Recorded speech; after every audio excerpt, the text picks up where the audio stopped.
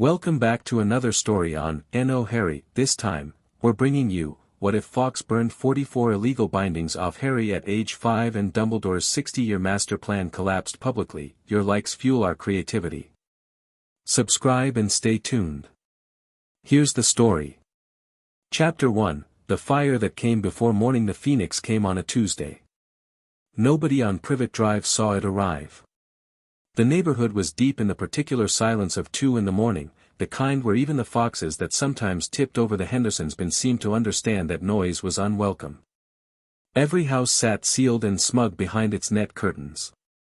Every house except number 4, where a small boy with a broken cot and a cupboard door that didn't quite latch was sleeping the shallow, alert sleep of someone who had learned early that sounds in the night usually meant something was coming for him. Harry Potter was 5 years old.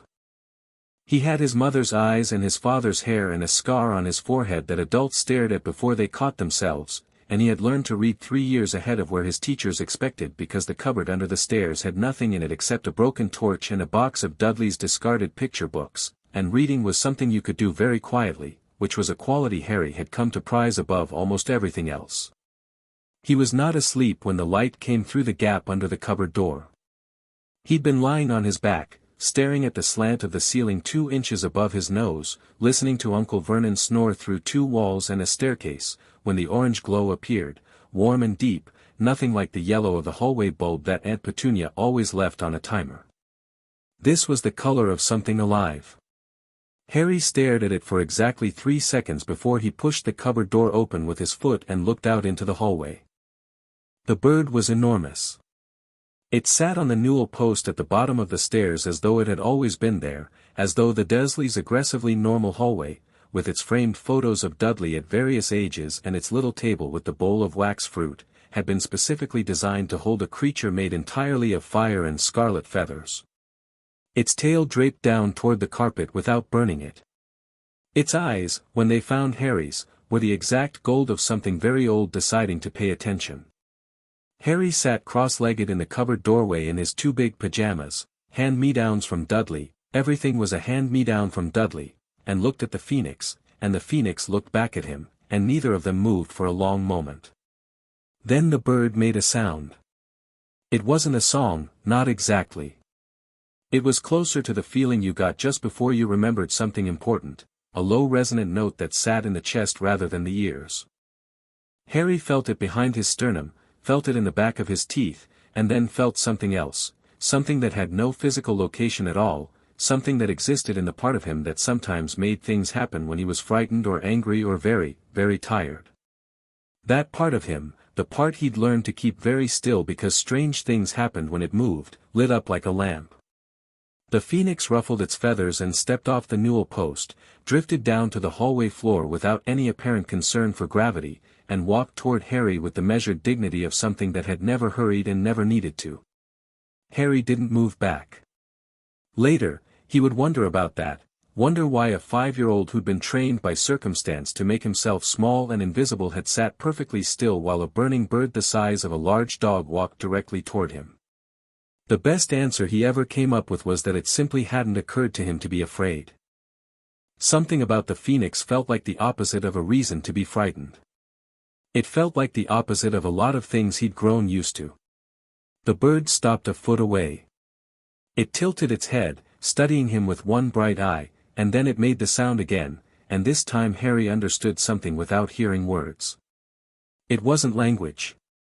It was more like the difference between being handed a note and being handed the feeling the note was trying to describe.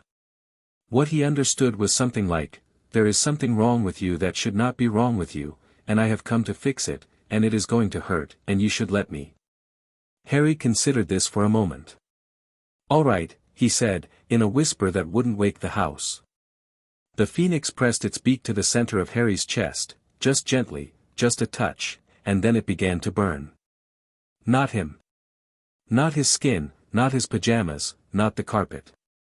But inside, in that formless place behind his ribs where the strange part of him lived, something ignited, and Harry discovered several things in rapid succession. First, that the Phoenix had been right about it hurting. Second, that the hurt was nothing like being hurt by the Dursleys, it was enormous and consuming but it had no malice in it, which made it somehow bearable. Third, that what he had thought of all his life as his magic, the strange quiet thing he kept so still and careful, was not actually his magic at all. His magic was behind it. He felt them go, one by one, things he'd never known were there, thin tight bindings wound through his core like wire through clay, and as each one burned away the thing behind them pushed forward like water through a cracked dam. The first few were quick, almost painless, brief flickers of heat. Then the phoenix settled in, shifted its weight, and began working in earnest. Harry pressed his back against the inside wall of the cupboard and breathed. The hallway light flickered. The wax fruit on the little table shifted an inch to the left without being touched. The framed photo of Dudley at Clacton-on-Sea slid halfway off its hook. Harry kept breathing. He counted. He didn't know why he counted, but it gave him something to do. He counted each binding as it went, each little pop and burn, each wave of released pressure that made his whole body feel simultaneously larger and more solid. He lost count somewhere in the 20s and started again. He was fairly sure he'd lost count a second time and started again after that. 3 hours. That was how long it took. Harry sat on the floor of his cupboard with his back against the wall and the phoenix pressed gently against his chest, and the bird burned away 44 separate magical bindings while Harry Potter breathed and counted and felt, by measured degrees, like himself for the very first time. When the last one went, the phoenix stepped back and shook out its feathers with the satisfied air of something finishing a difficult job. Harry sat very still. The hallway was dark again, ordinary dark, the timer light having clicked off somewhere in the second hour. His whole body felt strange. Not painful, not anymore, but different in the way a room feels different when all the furniture has been moved out, same walls, completely different space. He held up one hand in the dark and thought, with great casualness, light. Every light in the house came on. Every light on the street came on. The street lamp across the road exploded gently. Upstairs, Vernon Dursley fell out of bed. Harry looked at his hand. He thought, more carefully this time, just here, just small, and a single flame about the size of a birthday candle appeared above his palm, warm and steady and perfectly controlled. Said Harry, who was 5. The phoenix made a sound that was almost certainly laughter. Vernon's feet were on the stairs. Harry heard the distinctive crash answer of a large man navigating steps in the dark. All the lights had clicked back off as Harry reined himself in, and he pulled the cupboard door shut and sat in the dark with the phoenix, which had somehow folded itself down to a more reasonable size and sat in the corner with its tail wrapped neatly around its feet. The cupboard door opened. Vernon Dursley's face appeared, purple with interrupted sleep, jowls trembling. He looked at Harry. He looked at the bird. The bird looked back at him with ancient gold eyes that communicated, in no uncertain terms, that it had assessed him and found him worth approximately nothing. Vernon opened his mouth. Then he closed it. Then he stepped back and shut the cupboard door, and Harry listened to his footsteps retreat back up the stairs at a slightly faster pace than they descended. The phoenix made the sound again. "I think," Harry said quietly, in the dark, "that you should probably stay." It stayed. Not always visibly, the phoenix could manage its own presence, appearing and disappearing with the casual ease of something that existed in more dimensions than the eye tracked. But it was there. Harry knew it was there in the same way he knew his own hands were there, a constant low awareness somewhere at the edge of his attention. The Dursleys did not take this well. Petunia, to her credit, adapted faster than her husband. She had grown up with Lily Evans next door and understood, in her bones, that magic was something that could not be negotiated with once it had made up its mind. She began leaving Harry's meals outside the cupboard on a tray. She stopped making him do quite so many chores. She watched him across the breakfast table with the expression of someone who has reached a river and found that the bridge they've always known about has been replaced by something that goes considerably further. Vernon adapted by not adapting at all, which meant he was at a constant low simmer of outrage, which meant Harry spent a fair amount of his time making Vernon's things quietly and inexplicably malfunction, not out of malice exactly, but because he was 5 and it was very easy now and Vernon had it coming. The television changed channels whenever Vernon picked up the remote. His work reports developed subtle but critical spelling errors. His razor refused to work on alternate Thursdays. Harry sat at the breakfast table eating his considerably improved meals and didn't even look up from whatever he was reading. Dudley, who was constitutionally incapable of subtlety, tried to hit Harry exactly once after the Phoenix arrived. What happened was that his fist stopped 6 inches from Harry's face as though it had hit a wall, and stayed there, and Dudley found that he could not move his arm, and this persisted until he stopped making the noise he was making, at which point everything went back to normal. Dudley never tried again. He also stopped taking Harry's things, stopped breaking Harry's books, and developed an expression around his cousin that was somewhere between wariness and a strange involuntary respect he clearly found deeply upsetting. Harry, for his part, found that he had no particular interest in revenge. He'd expected had expected the release of the bindings to feel like the removal of a dam, expected all the years of small cruelties and deliberate neglect to come flooding back as fury. Instead, what he mostly felt was uninterested. The Dursleys were what they were. They'd been afraid of him because something in them had always known he was something they couldn't contain, and they'd been right about that, and the fear made them ugly. He didn't need to be angry about it. He just needed to not be here. He started planning at age 6. The plan, such as it was, began with the Privet Drive Public Library.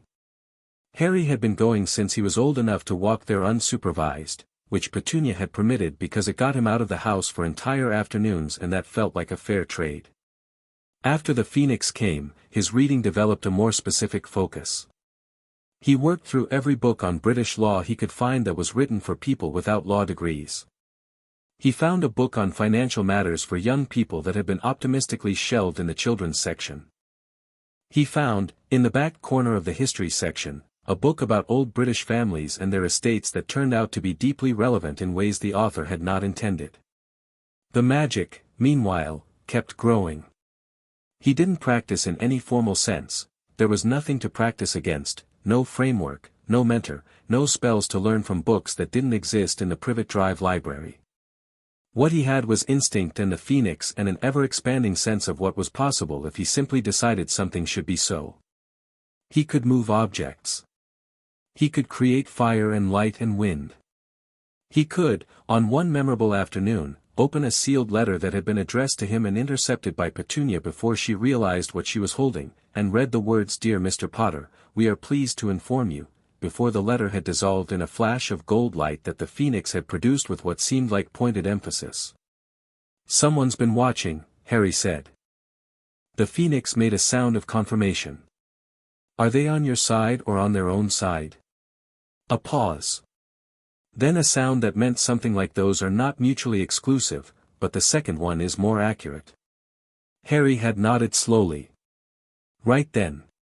He'd been 6.5. He'd gone back to his books with a new set of questions. He left Privet Drive on the 2nd of August, 1987. He was 7 years, 2 months, and 4 days old. He didn't run away.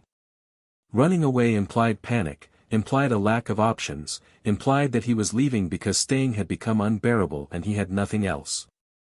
None of those things were true.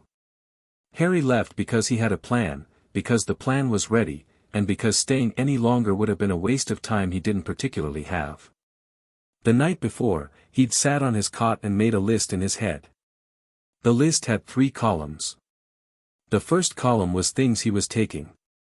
The second was things he was leaving. The third was things he needed to do before he went. The first column was short, a few books, a photograph he'd found of his parents, the small locked box that lived under a loose board in the cupboard floor and contained the letter and 3 other pieces of correspondence he'd intercepted from Petunia over the past 2 years. The second column was everything else, which was to say almost nothing, because the Dursleys had never given him anything worth keeping. The third column had 2 items, and he took care of both of them before dawn. The first item on the third column was the letter to Gringotts. He'd written it 3 weeks earlier, in his best handwriting, on paper he'd bought from the newsagent with coins he'd found in the back of the sofa over the course of 18 months. The letter was addressed to the head of accounts, Gringotts Bank, London, and it made several requests and stated several facts, and it was signed Harrison James Potter, heir to the ancient and noble house of Potter, which was a designation he'd found in the old family's book and confirmed, through a very carefully worded letter 3 months prior, that he was legitimately entitled to use. He'd sent that first letter via the Phoenix, who had regarded the envelope with a ruffled dignity that suggested delivering post was beneath its station before taking it anyway. The reply had come back the same day, via Phoenix, and it had been written in the brisk efficient hand of a goblin who was clearly surprised but professionally incapable of showing it. Harry had read it twice and smiled for the first time in recent memory. The second item on the third column was a note to Petunia. He left it on the kitchen table, waited under the bowl of wax fruit. It was short. It said, "I'm going. You always wanted me to. Fawkes will be back if there's ever an emergency, you'll know what that means.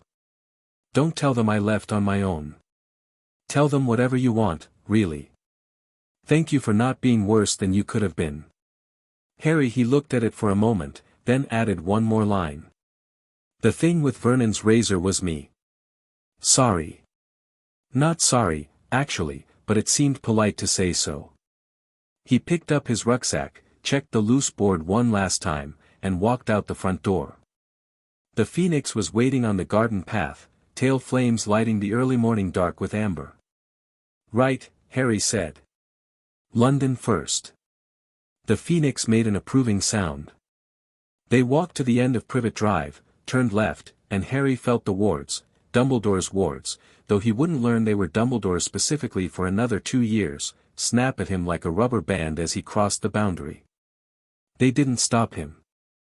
They'd been designed for something else, something calibrated to a version of him that no longer existed, and they grabbed at nothing. He felt them trying. He kept walking. Gringotts was everything the books hadn't been able to prepare him for. He'd expected imposing. What he got was imposing plus the particular atmosphere of a place that has been doing exactly what it does for longer than most human institutions have existed, and has accordingly developed zero interest in pretending otherwise. The marble floors were beautiful in the way that teeth are beautiful, functional, precise, faintly threatening. The goblins behind the counters assessed each visitor with the unimpressed efficiency of beings who have processed every variety of human anxiety and found it tiresome. Harry walked in through the front doors at 8:30 in the morning, rucksack over one shoulder, Phoenix at his side, and got to the front of the queue in 3 minutes because the queue, somehow, was shorter for him than it appeared to be for anyone else. He didn't do that consciously. It just happened. The goblin at the front desk looked at him. Looked at the Phoenix. Looked back at him. "Harrison Potter," it said. Its voice had the texture of gravel being evaluated by a professional gravel evaluator. "Harry's fine," said Harry. "Ironhook is expecting you. Follow the second corridor, 4th door." He'd never been to Gringotts before. He'd never been to London before. The goblin said all of this as though it was entirely normal, as though 7-year-old wizards arrived unescorted with ancient phoenixes on Tuesday mornings regularly, and Harry found that he liked goblins immediately.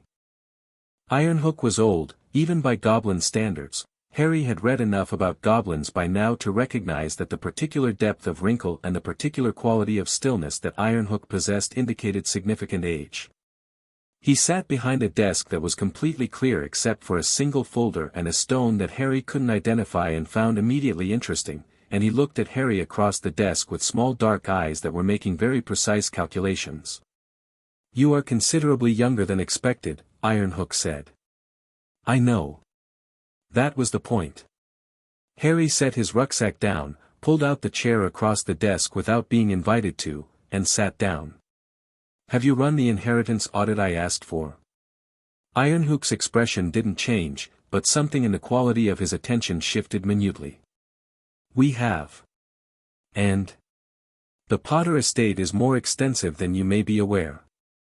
Your parents were wealthy, yes. I'd worked that out." Harry leaned forward slightly. "I'm more interested in what's been moved, and when, and by whom." The silence stretched for a moment. The phoenix settled on the arm of Harry's chair as if it belonged there, and Ironhook's eyes tracked to it briefly, and Harry noticed that the goblin, who had shown absolutely no reaction to anything so far, made a very small and very controlled adjustment to his posture when he looked at the bird. "You know what this is," Harry said. It wasn't a question. "I know what that is," Ironhook said. "We have not seen one at Gringotts in approximately 2 centuries. There are records." He paused. "The records are illuminating. I'd like to read them sometime." "I imagine you would." Ironhook opened the folder. Regarding the estate. There have been 4 withdrawals from the Potter family vault since November 1981 that were not authorized by any Potter family member. The authorizing signature on all 4 was the same. He turned the folder and slid it across the desk. Harry looked at the signature. He'd seen that handwriting before, on the letter that had dissolved in Phoenix fire, on several ministry documents he'd found reproductions of in the library's archives section. Ornate, large, unmistakable. Albus Percival Wulfric Brian Dumbledore. Harry looked at it for a moment. Then he turned the folder back around. What were the withdrawals for? They are listed as care and maintenance expenses for 1 Harrison James Potter, minor, of 4, Privet Drive, Little Whinging, Surrey. Harry thought about the cupboard under the stairs. The broken cot. The hand-me-down pajamas.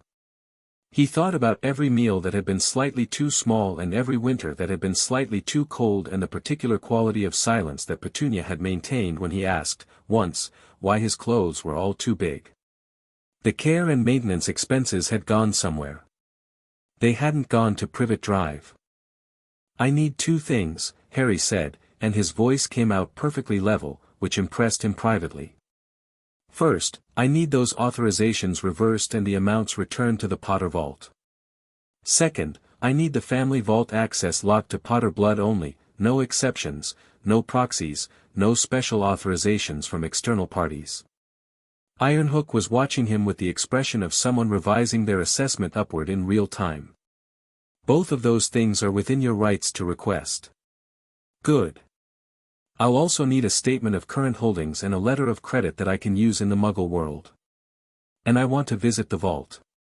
"Of course." Ironhook paused. "Mr. Potter. The second family vault, the one your mother's family did not know about, the one from the Potter line going back to the 1400s, you are aware of it?" Harry wasn't.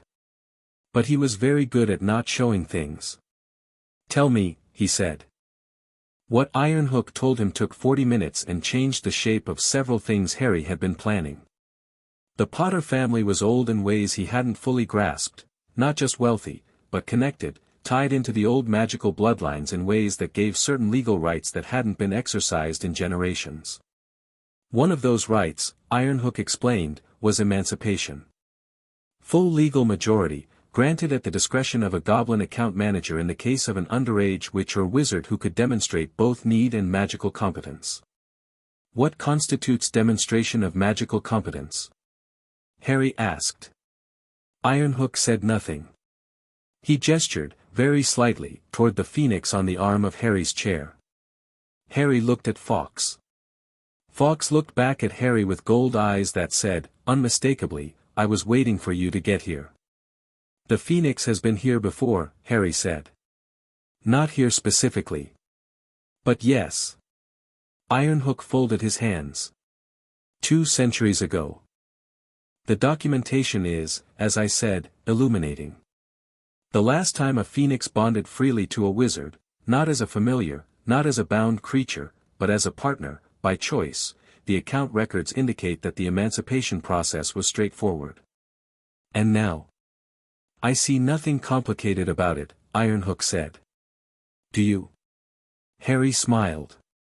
It was a small smile, the kind that didn't tell you everything it knew. "No. Let's do it today." He walked out of Gringotts at 11:30. He was legally an adult. He had a vault key, a letter of credit, a rolled parchment that detailed the full Potter holdings, and a mildly dazed feeling that he kept below the surface while he stood on the steps of the bank and looked out at Diagon Alley for the first time. It was a lot. He'd known, intellectually, that there was a whole world his family belonged to, a whole world that ran parallel to Privet Drive's aggressive normality, but knowing a thing intellectually and standing in the middle of it while a witch in violet robes walked past carrying a cage of something that appeared to be arguing with her were different experiences. The phoenix settled on his shoulder. "Right," Harry said, as he'd sat outside Privet Drive, and stepped down into the crowd. He spent the afternoon the way he'd planned, practical things first, interesting things second. Practical things were a place to live, which, it turned out, was simpler than he'd expected, because Potter family holdings included a property in Godric's Hollow that had been sitting empty since 1981, and a smaller flat in London that was listed in the folder as guest property, currently uninhabited, new clothes, school books he wasn't supposed to have for 3 more years, and a full set of potions ingredients that he'd been planning to learn from books he'd already obtained, magically, from a library that would have been upset to know where several of its texts had gotten to. Interesting things were the bookshop. He spent 2 hours in Flourish and Blots, and he bought enough that the clerk stopped looking surprised about halfway through and settled into a brisk professional efficiency that Harry appreciated. He bought History, Theory, Advanced Practical Magic, 3 books on magical law, 1 very old text on the nature of Phoenix bonds that the shop owner had clearly forgotten was in the back corner, and, on a specific shelf near the window where they kept the books that weren't strictly in any category, a slim volume called The Architecture of Magical Binding that he almost put back before something made him keep it. He didn't know yet what was in it. He would later. The Ministry noticed him on a Thursday.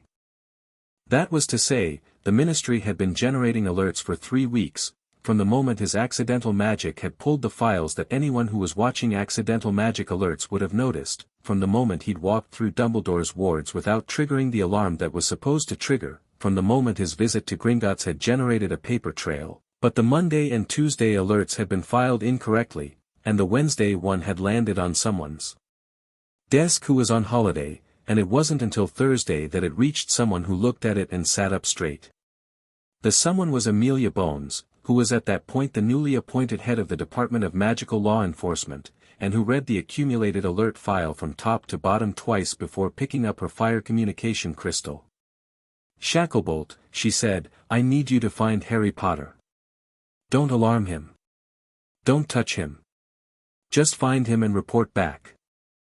Kingsley Shacklebolt, who was 22 and new and took his job very seriously, said, "Yes, ma'am," and went to find Harry Potter. He found him in the back garden of a cottage in Godric's Hollow, sitting cross-legged on the grass with 3 open books and a notebook, apparently working through magical theory exercises with a methodical focus that Kingsley associated with graduate students rather than 7-year-olds. The phoenix was in the apple tree. The wards on the cottage, and Kingsley was a trained orer, he could feel wards the way some people felt weather changes, were extraordinary. They were unlike anything he'd been trained to identify because they weren't constructed from any of the standard frameworks. They were something else, something that had grown from the inside outward, and they recognized him as non-threatening and let him approach only because he was, in fact, non-threatening. He knocked on the garden gate. Harry looked up. "You're from the Ministry," Harry said. Not a question. Orer Kingsley Shacklebolt. Kingsley held up his badge. "May I come in?" Harry considered him for a moment, a long, assessing look that Kingsley would describe to Amelia Bones later as the most unsettling thing he had encountered in his short professional career, including the time he'd had to deal with an escaped manticore. Not threatening. Just evaluating. Just seeing whether Kingsley was actually what he said he was, or something else wearing that shape. "Yes," Harry said. "I'll put the kettle on." Which was how Kingsley Shacklebolt ended up sitting in a 7-year-old's kitchen, drinking tea while the 7-year-old sat across from him and explained, with perfect composure, that he was legally emancipated, had been since Tuesday, and that any concerns the Ministry had about his welfare were appreciated but unnecessary. The emancipation was processed by Gringotts, Harry said, handing Kingsley the relevant documents. That makes it fully legal under the Goblin Banking Accords of 1742. You'll find I'm also in compliance with the Statute of Secrecy. I've not performed magic in any non-magical environment since Tuesday, and I'm registered at this address with the Hogwarts admissions office under my correct name and the correct inheritance details. Kingsley looked at the documents. He looked at Harry. He looked at the phoenix in the apple tree outside the window, which was watching him with the particular quality of attention that suggested it had done this assessment many times before. "You're 7, Kingsley said. "I know." Harry wrapped his hands around his mug. "Is that a problem?" Kingsley thought about it. "How long have you been here?" 3 days. "Before that?" "Surrey." Harry's voice stayed level. "For 7 years." Kingsley, who had read the file that existed about Harry Potter, which was thinner than it should have been and vaguer than was professional, and which had produced in him, reading it, a low steady discomfort he hadn't been able to shake, sat with that for a moment. More actions. Write the next chapter now. Chapter 2, What Azkaban Forgot to Break. The book on magical binding had an appendix. Most books had appendices, indices, bibliographies, lists of sources that the author had consulted and wanted you to know about because it made them look thorough. This appendix was different. It was handwritten, which was unusual for a printed text, and the handwriting was small and cramped and had the quality of someone who had written quickly, under pressure, with something specific they needed to get down before they forgot it or before someone stopped them. Harry found it on a Tuesday afternoon in October, 9 weeks after arriving in Godric's Hollow, sitting on his stomach on the sitting room floor with the book propped open and a mug of tea going cold at his elbow. He almost turned past it. Then a phrase caught his eye. The 40 binding threshold, above which sustained suppression of a core begins to alter personality development. He turned back. He read the appendix 3 times. Then he sat up, set the book in his lap, and stared at the middle distance for a long time. The appendix was 12 pages. It had no author attribution. Someone had torn the author page out, which was interesting in itself. What it described, in the cramped urgent handwriting, was the documented effects of layered magical binding on developing children, cross-referenced with case studies that had no names attached to them, only dates and initials. The writer was clinical and specific and clearly furious. The fury showed in the word choices, in the occasional lapse into first person that the writer quickly corrected back to third, in the fact that on page 9 there was a sentence that began "This is not theoretical, I have seen this done," and the person who ordered it, and then stopped, crossed out, replaced with something else. The dates on the case studies were not old. The most recent one was 1981. Harry turned to the last page of the appendix. At the very bottom, in ink that was slightly different from the rest, added later, maybe years later, were 2 lines. "If you are reading this and it is relevant to you personally, you are owed an accounting. Demand it. The magic always remembers what was done to it. Ask." Harry closed the book. "Ask," he said. The phoenix, in the apple tree outside, made a sound. Harry stood up, walked to the back door, and sat down on the step. The Godric's Hollow garden was November bare, the apple tree down to its last few leaves, the grass gone silver with morning frost that hadn't quite thawed in the afternoon shade. Fawkes was on the lowest branch, his fire warming the air around him in a 6-inch radius. "The appendix says to ask," Harry said. "So I'm asking. Not the why anymore, I think I know enough of the why. I'm asking who." He'd already worked that out too, mostly. But there was a difference between working something out from circumstantial evidence and having it confirmed, and he was his mother's son, apparently, though he'd had almost nothing of hers to learn from. He wanted the confirmation. The phoenix looked at him for a long moment. Then it showed him. Not words. Not images, exactly. More like a compressed experience, a memory that wasn't Harry's, filtered through something older than memory. He felt Dumbledore's study. He felt the particular character of the old man's thoughts, which were genuinely complex and genuinely convinced of their own necessity.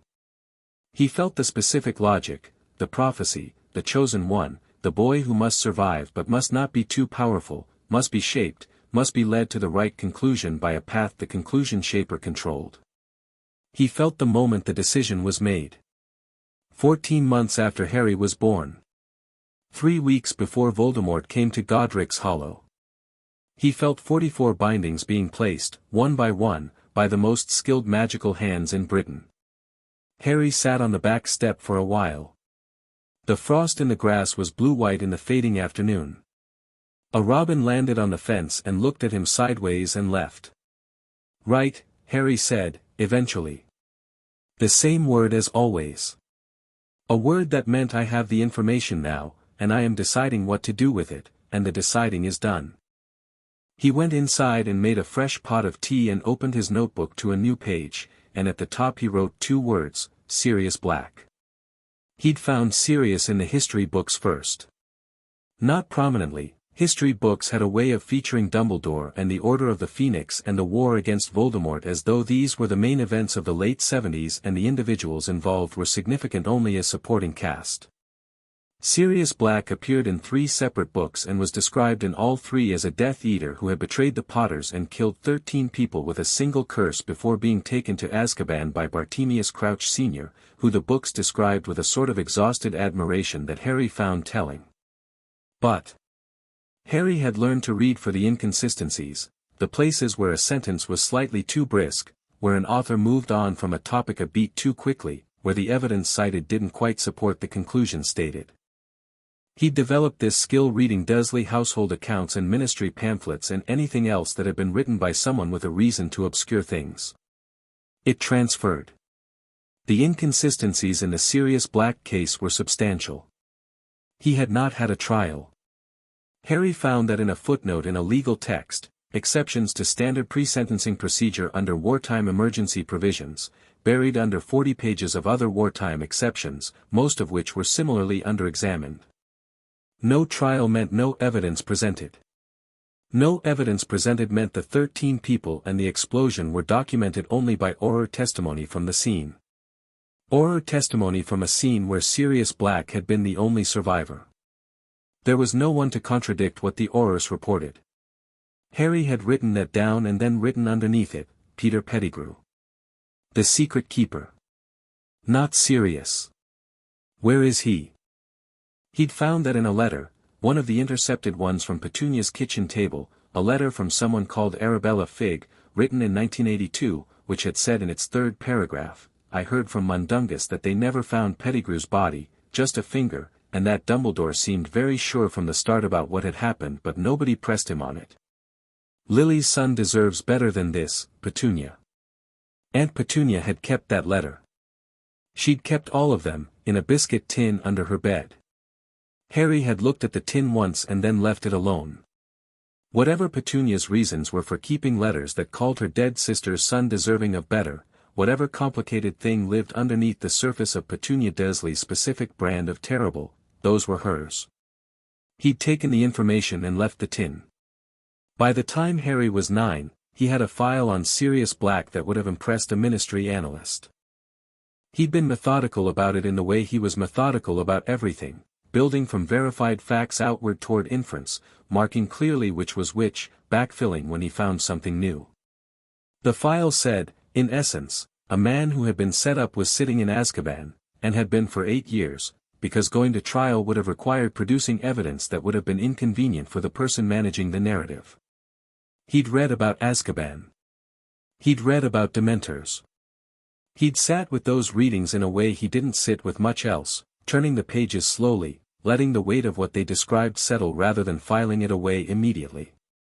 And then he'd started thinking about what it would take to walk someone out. The wards on Azkaban were, by all accounts, designed to keep people in. They were also designed to work in tandem with the Dementors, to be reinforced by the despair the Dementors generated, and Harry had read, in the same cramped handwriting appendix that had told him about the 44 bindings, a single paragraph about the nature of Dementor influence on different types of magical cores. Most cores contracted under Dementor proximity. The appendix noted, and this had made Harry sit very still for a moment when he read it, that there was a theoretical exception, a core that had been freed from external suppression and was operating at its natural ceiling could generate, as a byproduct of its own ambient light, something that functioned as a persistent low-level counter to the Dementor effect. Harry had underlined that paragraph. He'd been 8 when he read it. He'd been 9 when he decided to test it. He told Fawkes his plan on a Wednesday morning in March. He didn't need to tell Fawkes. Fawkes already knew, had probably known before Harry finished working it out, but there was something important about saying it out loud, about hearing it in his own voice. It made it real. It made it his decision, stated and owned, not just a plan running in his head. "I'm going to get him out," Harry said. He was sitting at the kitchen table with a map of the North Sea coast and a tide chart and a mug of tea. "I know it's complicated. I know there are risks. I think the risks are manageable, and I think leaving him there when I could get him out is wrong." The Phoenix was on the table, which Fawkes clearly knew was not where birds went but had decided was acceptable given the circumstances. It looked at the tide chart. It looked at Harry. It made a sound. The sound meant, approximately, "I am not going to tell you not to do this. I am going to tell you that the Dementors will try, and that you need to understand what trying feels like before you walk in." "Show me," Harry said. It was worse than he expected. Not the physical sensation, that was cold and gray and heavy, a pressure in the chest and a draining of the color from things. He'd felt variants of that before, living at Privet Drive, and he knew how to breathe through it. What was worse was the specific character of what the Dementors pulled at. They didn't pull at generic happiness. They pulled at particular happiness. They found the things you specifically valued and showed you their absence, showed you the world without them. For Harry, at 9, sitting in the Godric's hollow kitchen while Fawkes channeled the experience into something bearable enough to survive, what the Dementors found was not memories of joy he didn't have. They found Fawkes. They found the apple tree and the notebooks and the tea going cold and the specific texture of a morning where he'd woken up and been entirely himself. They showed him the absence of it. Harry breathed. He kept his eyes open. He let the cold settle through him and he looked past it, looked at the thing on the other side of the gray, the thing the bindings had hidden and Fawkes had uncovered. His core. His actual, unfiltered, unbound core, which was not gray and was not cold and was not absent. It was there. It was vast. It was warm in the way that things that have existed for a long time without needing validation are warm. He pushed back. The gray receded.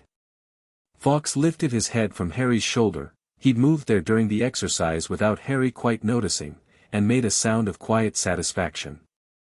"All right," Harry said. His voice was steady. "I can do it." He could. And more than that, he understood something now that the cold had shown him. It wasn't just that he could resist. Standing in proximity to Dementors, a person with a core like his would generate something actively.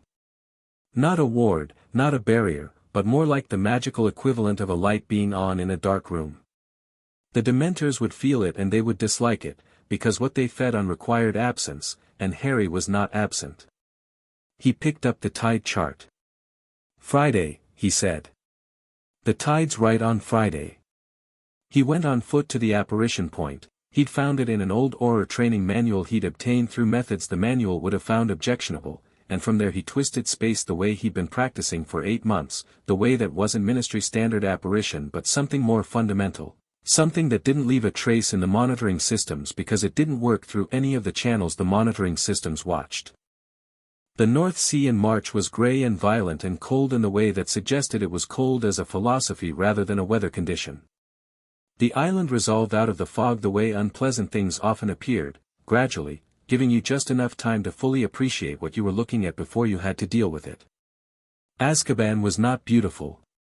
It was not even interestingly ugly.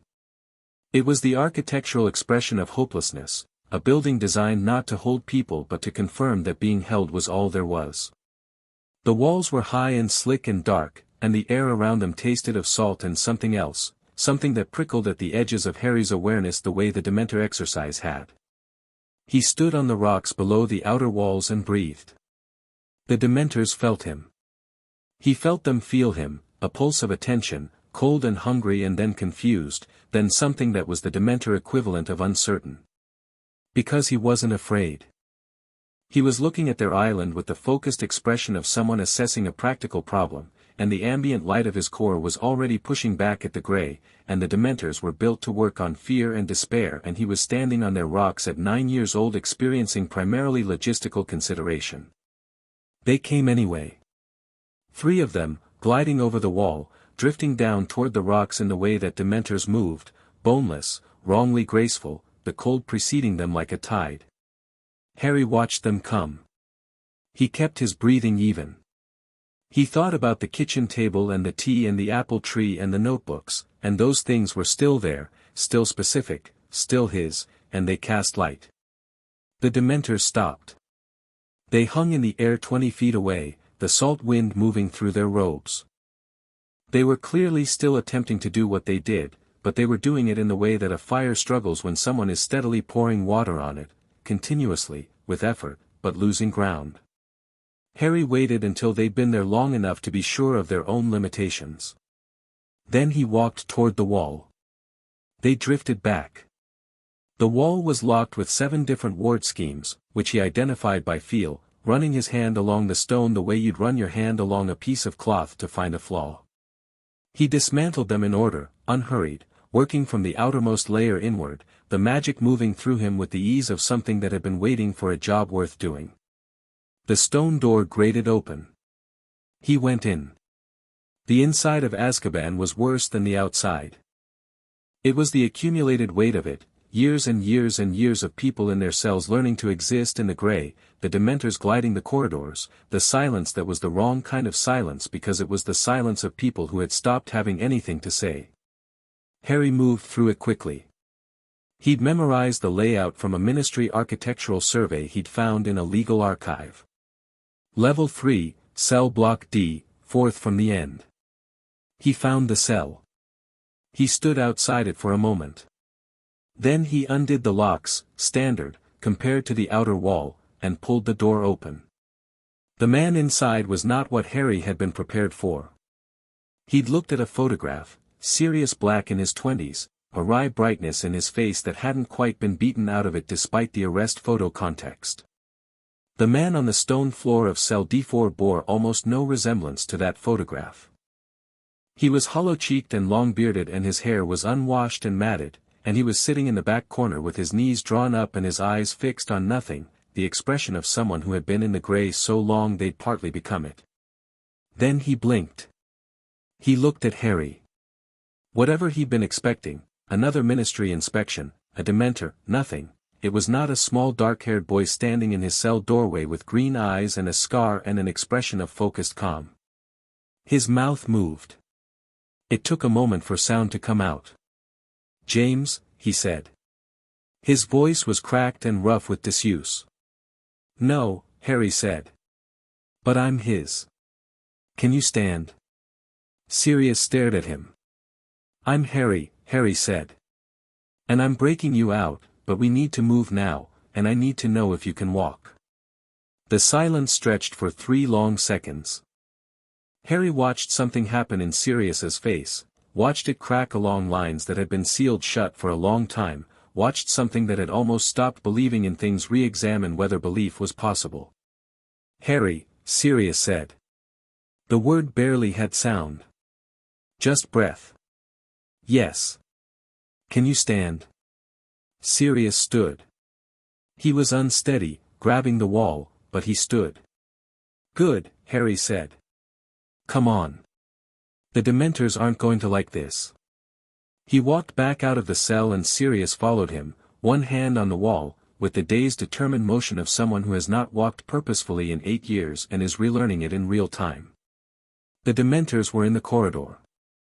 6 of them now, they'd gathered, pulled by the anomaly, by Harry's presence in their prison, and they lined the hallway in both directions with the cold pouring off them in waves. Harry felt Sirius flinch behind him, felt the older man's hand grab his shoulder. Harry looked at the Dementors. He stood in the corridor of Azkaban and he thought about every clear morning in Godric's Hollow, about every book he'd read, about the phoenix in the apple tree, about the specific weight of his own name when he'd said it out loud in the Gringotts office and felt it actually fit. He thought about Sirius standing up from the stone floor. He thought about 44 bindings burning away. The light came from him the way the tide comes in, not violently, not dramatically, just inevitably. The Grey didn't stand a chance. The Dementors recoiled, pulling back against the walls, and the cold retreated, and the corridor felt, briefly, like somewhere a person could breathe. "Move," Harry said to Sirius. They moved. The Dementors didn't follow. Not because they couldn't. Because something in what Harry was projecting was antithetical to them in a way that made following expensive, and Dementors, Harry had intuited this from his reading and it turned out to be correct, Dementors were not, at their core, brave. They went through the prison and out the door and down to the rocks, and Harry held the focus steady the whole way, and Sirius stayed at his shoulder and didn't speak. At the rocks, Sirius stopped and put his face in his hands and breathed the salt air that was cold but was not the wrong kind of cold, the outside cold, the alive kind. Harry let him breathe. After a minute Sirius lowered his hands and looked at Harry with grey eyes that were doing the work of processing something enormous. "You're 9, Sirius said. "Yes.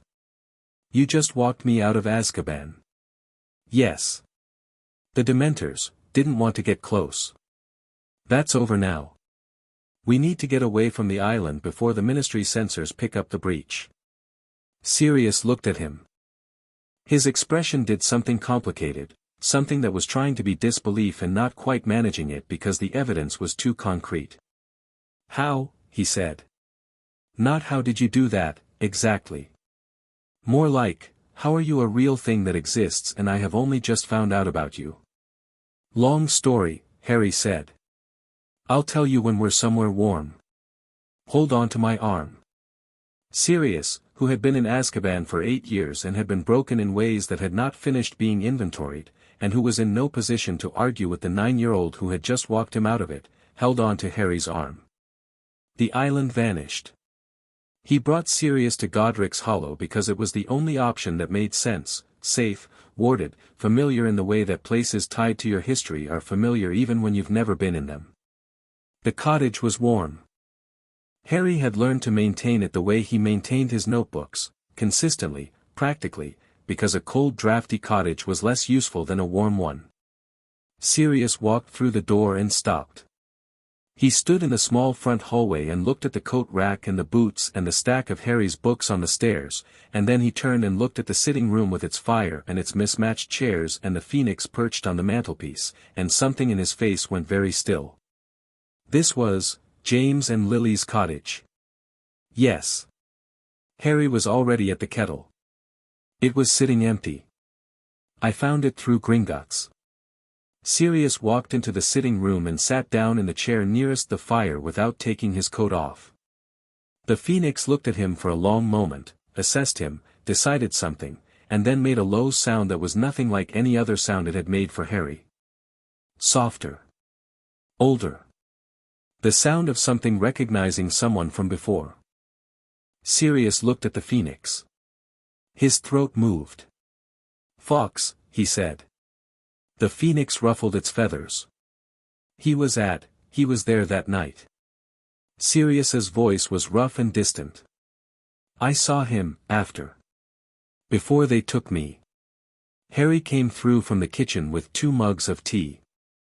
He set one in front of Sirius and sat in the other chair and said nothing, because some things needed the space to happen at their own speed. Sirius wrapped both hands around the mug. His hands were shaking, not from cold, or not only from cold.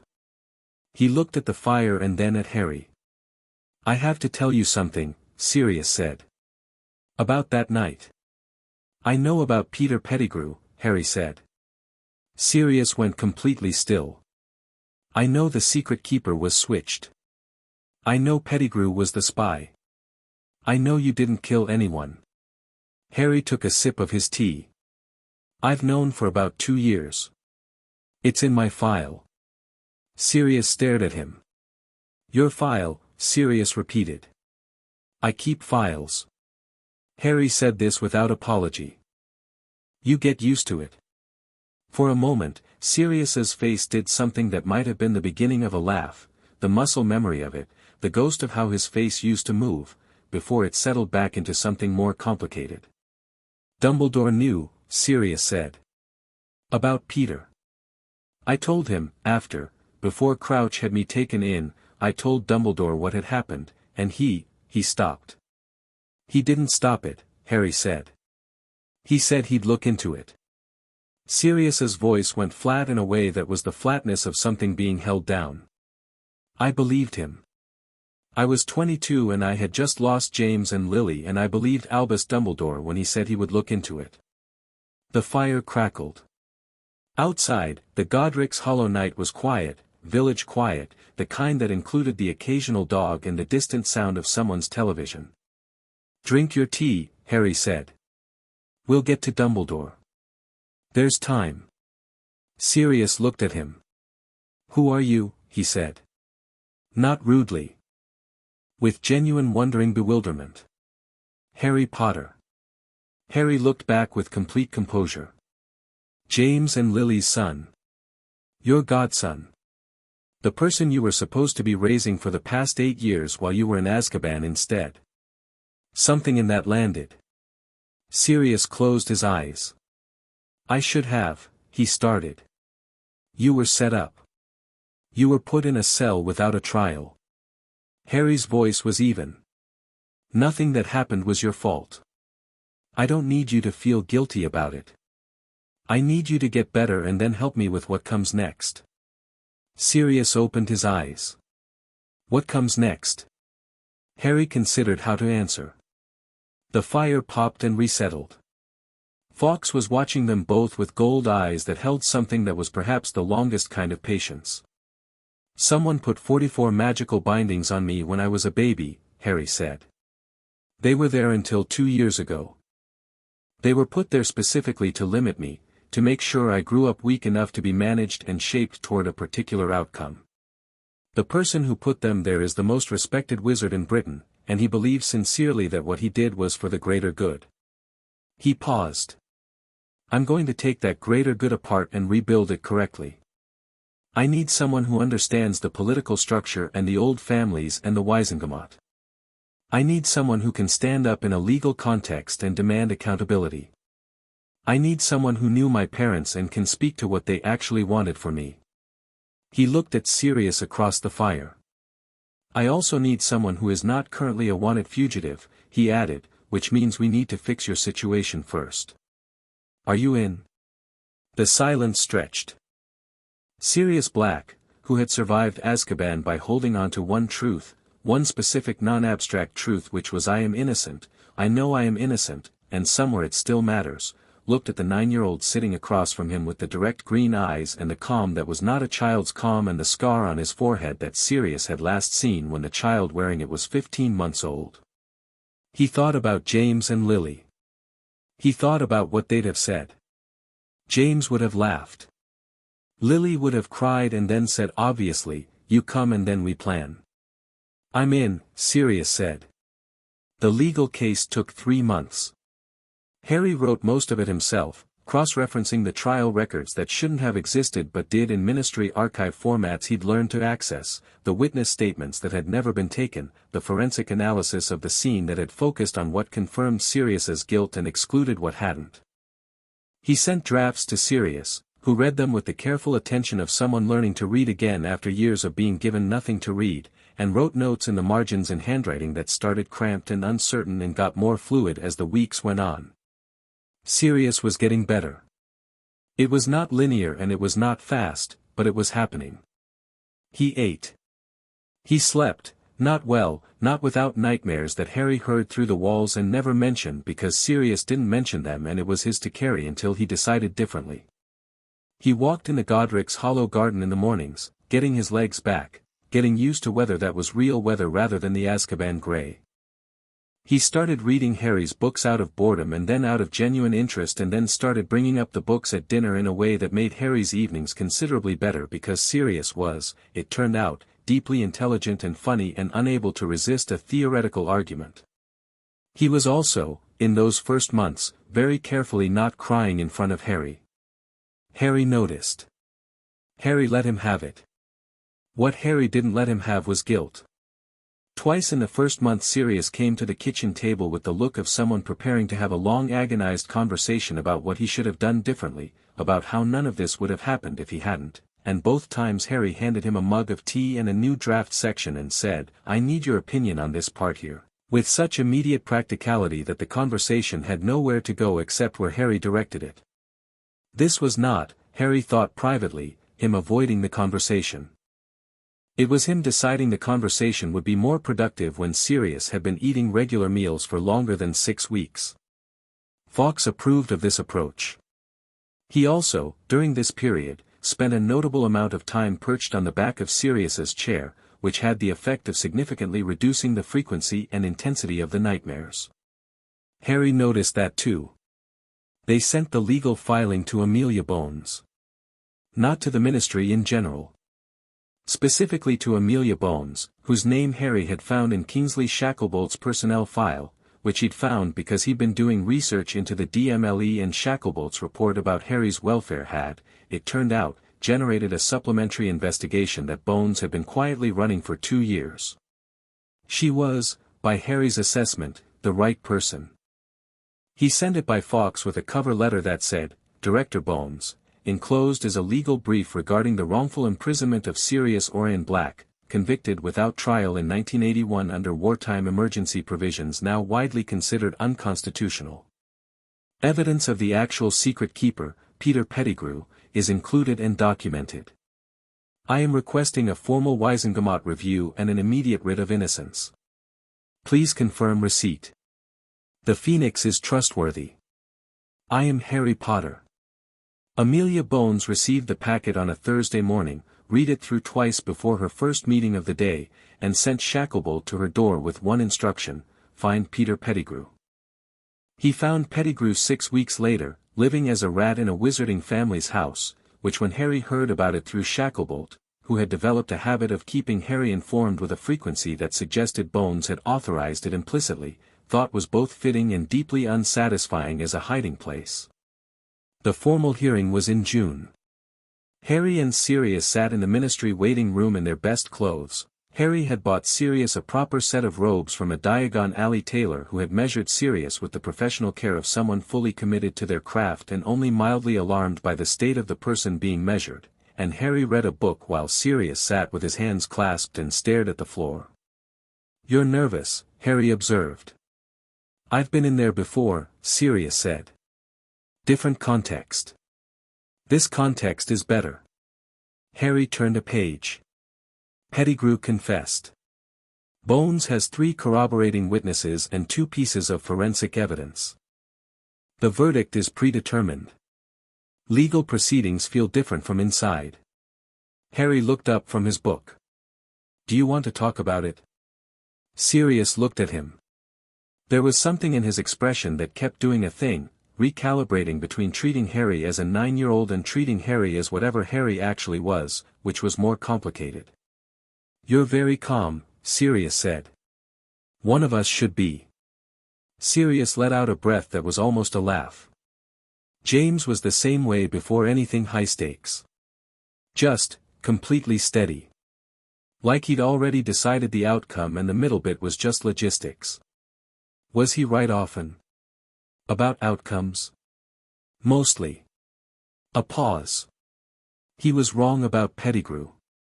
The quiet that followed was not a comfortable silence, but it was an honest one, and Harry let it sit. He wouldn't have changed it, Sirius said, eventually. The friendship. Even knowing. James didn't do things halfway. Once he cared about someone, that was it. He looked at the floor. I should have been more careful. I was the one who suggested switching secret keepers. I thought I was protecting him. I thought, Sirius. Sirius stopped. When the verdict comes in today, Harry said, carefully, and it will come in the way we need it to, what are you going to do? Sirius looked at him. Because I have a plan, Harry said. A long one. And I need a guardian, legally, which means I need someone who the ministry will recognize as an appropriate guardian for an emancipated minor with complicated family circumstances, which is a document that Gringotts can produce but that carries more weight with an accompanying court-recognized guardianship from a named family member. You're my godfather. That's the last thing my parents officially arranged for me. He paused. I'm asking if you want it. Not as a legal formality. Actually asking. Sirius was very quiet for a moment. You're 9, he said. You keep saying that. Because it keeps being true and it keeps not feeling like enough of an explanation. But something in his voice had shifted. What's the plan? Expose Dumbledore. Dismantle what he built. Rebuild it correctly. Harry said it the way he always said large things, simply, without performance. And deal with Voldemort, but that part one think will actually be easier than the other two. You think the Dark Lord will be easier. He's damaged and limited and working with a broken soul. Dumbledore is whole, respected, and has 60 years of good press. Harry turned another page of his book. Voldemort's the smaller problem. Sirius looked at his godson for a long moment, at the small 9-year-old in his good robes with his book and his impossible calm, and thought about James and Lily and a night in 1981 and 8 years of a cell and everything that had happened in between, and everything that hadn't. Yes, he said. Yes to the guardianship or yes to the plan? Both. A pause. Obviously both, you absolute, he stopped himself, recontained, cleared his throat. Yes. Harry closed his book. Good, he said. They're calling us in. The doors opened. Harry stood up first, tucked his book under his arm, and walked toward the hearing room with the steady unhurried confidence of someone who has already decided the outcome and is only here for the logistics. Sirius Black walked beside him. The room was full of witches and wizards in formal robes, Wisengamot members in their purple and gold, Amelia Bones at the head of it with her square face and her unimpressed precision. She looked at Harry as they entered and something flickered in her expression that wasn't surprise exactly, but was the acknowledgement that this was a situation without precedent. Harry took his seat and folded his hands on the table and waited. Sirius sat beside him, and for the first time in 8 years he sat in a room full of people without flinching. At the front of the room, Amelia Bones called the hearing to order. In the Godric's Hollow cottage, empty now but warm, Fawkes sat on the mantelpiece and listened to the distance and waited, with the patience of something that measures time in decades rather than minutes, for the next part. Chapter 3, Hogwarts doesn't know what it invited in the Hogwarts letter arrived on a Thursday. Not an owl. They'd sent an owl the first time, 2 years ago, and nothing had come of it because Harry hadn't opened it and eventually the owl had gone home without understanding why the house's magic had refused to let it leave until a small dark-haired boy had come out to the garden, looked at it, said, "Not yet," with a cheerful finality, and given it a piece of toast. This time the letter arrived via Fawkes, which made sense. Hogwarts had an ancient correspondence protocol with phoenixes that predated the owl postal system by about 400 years. Fawkes dropped it on the breakfast table with an air of mild ceremony. The envelope was heavier than a standard acceptance letter. Harry picked it up, turned it over, and noted that in addition to the wax Hogwarts crest there was a small inked notation in the corner that said, in careful angular script, "Please respond at your earliest convenience, Mr. Potter." Harry set it against the fruit bowl and went back to his eggs. Sirius, across the table, watched this with the expression he'd been developing over the past year, a sort of fond wariness, the look of a man who was never quite sure which Harry Potter he was going to get at breakfast. There was the methodical practical Harry who worked through problems like an accountant with a grudge, and the dry humorous Harry who occasionally said things that caught you so completely off guard you inhaled your tea, and the very still Harry who appeared sometimes in the evening when he'd been reading for a long time and who seemed to exist at a depth that Sirius found difficult to look directly at. All of them were the same person. None of them were uncomplicated. "You're not going to open it," Sirius said. "I'll open it after breakfast." "You've been saying that about the last 3. The last 3 were in August. It's now September 1st. Harry looked up. If I don't respond today they'll send McGonagall. I'd rather control the venue. Sirius poured himself more tea. You know, most children are excited about Hogwarts. I am interested in Hogwarts, Harry said. That's not the same as being managed by its headmaster into arriving on his terms and his timeline. This was true in both directions. Harry was genuinely interested. He'd read everything publicly available about Hogwarts, the history, the curriculum, the magical architecture, the founders, and what they'd built and why. There was something about the castle itself, as distinct from the institution and the man currently running it, that resonated. He'd felt it even through the books, something old and layered and full of its own intelligence, a building that had been absorbing magical education for 1,000 years and had consequently developed opinions. He opened the letter after breakfast. It contained, as expected, the standard acceptance materials, the list of books and equipment, the train ticket for September 1st. It contained also a separate sheet of parchment in the familiar ornate handwriting that Harry had been reading for 2 years in various contexts, and which always gave him the same sensation, a master craftsman's work, beautiful and purposeful and designed to be the first thing you noticed. Dear Harry, the letter said. I am delighted that you will be joining us at Hogwarts, and I hope the coming years will be both enriching and joyful. I confess I had hoped to speak with you before now. There are matters I believe would benefit from a personal conversation, things that I think you deserve to know and that are better shared in person than through correspondence or intermediary. My door is always open to you. I mean that sincerely. With warmth and every good wish, Albus Dumbledore. Harry read it twice.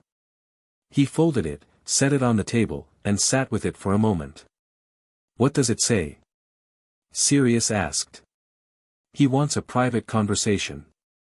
Harry handed it across. He sounds warm. He sounds like someone who has been thinking about exactly how to sound warm. Sirius read it. His jaw tightened in a way that Harry had learned meant he was controlling a stronger reaction. He knows you know something, Sirius said.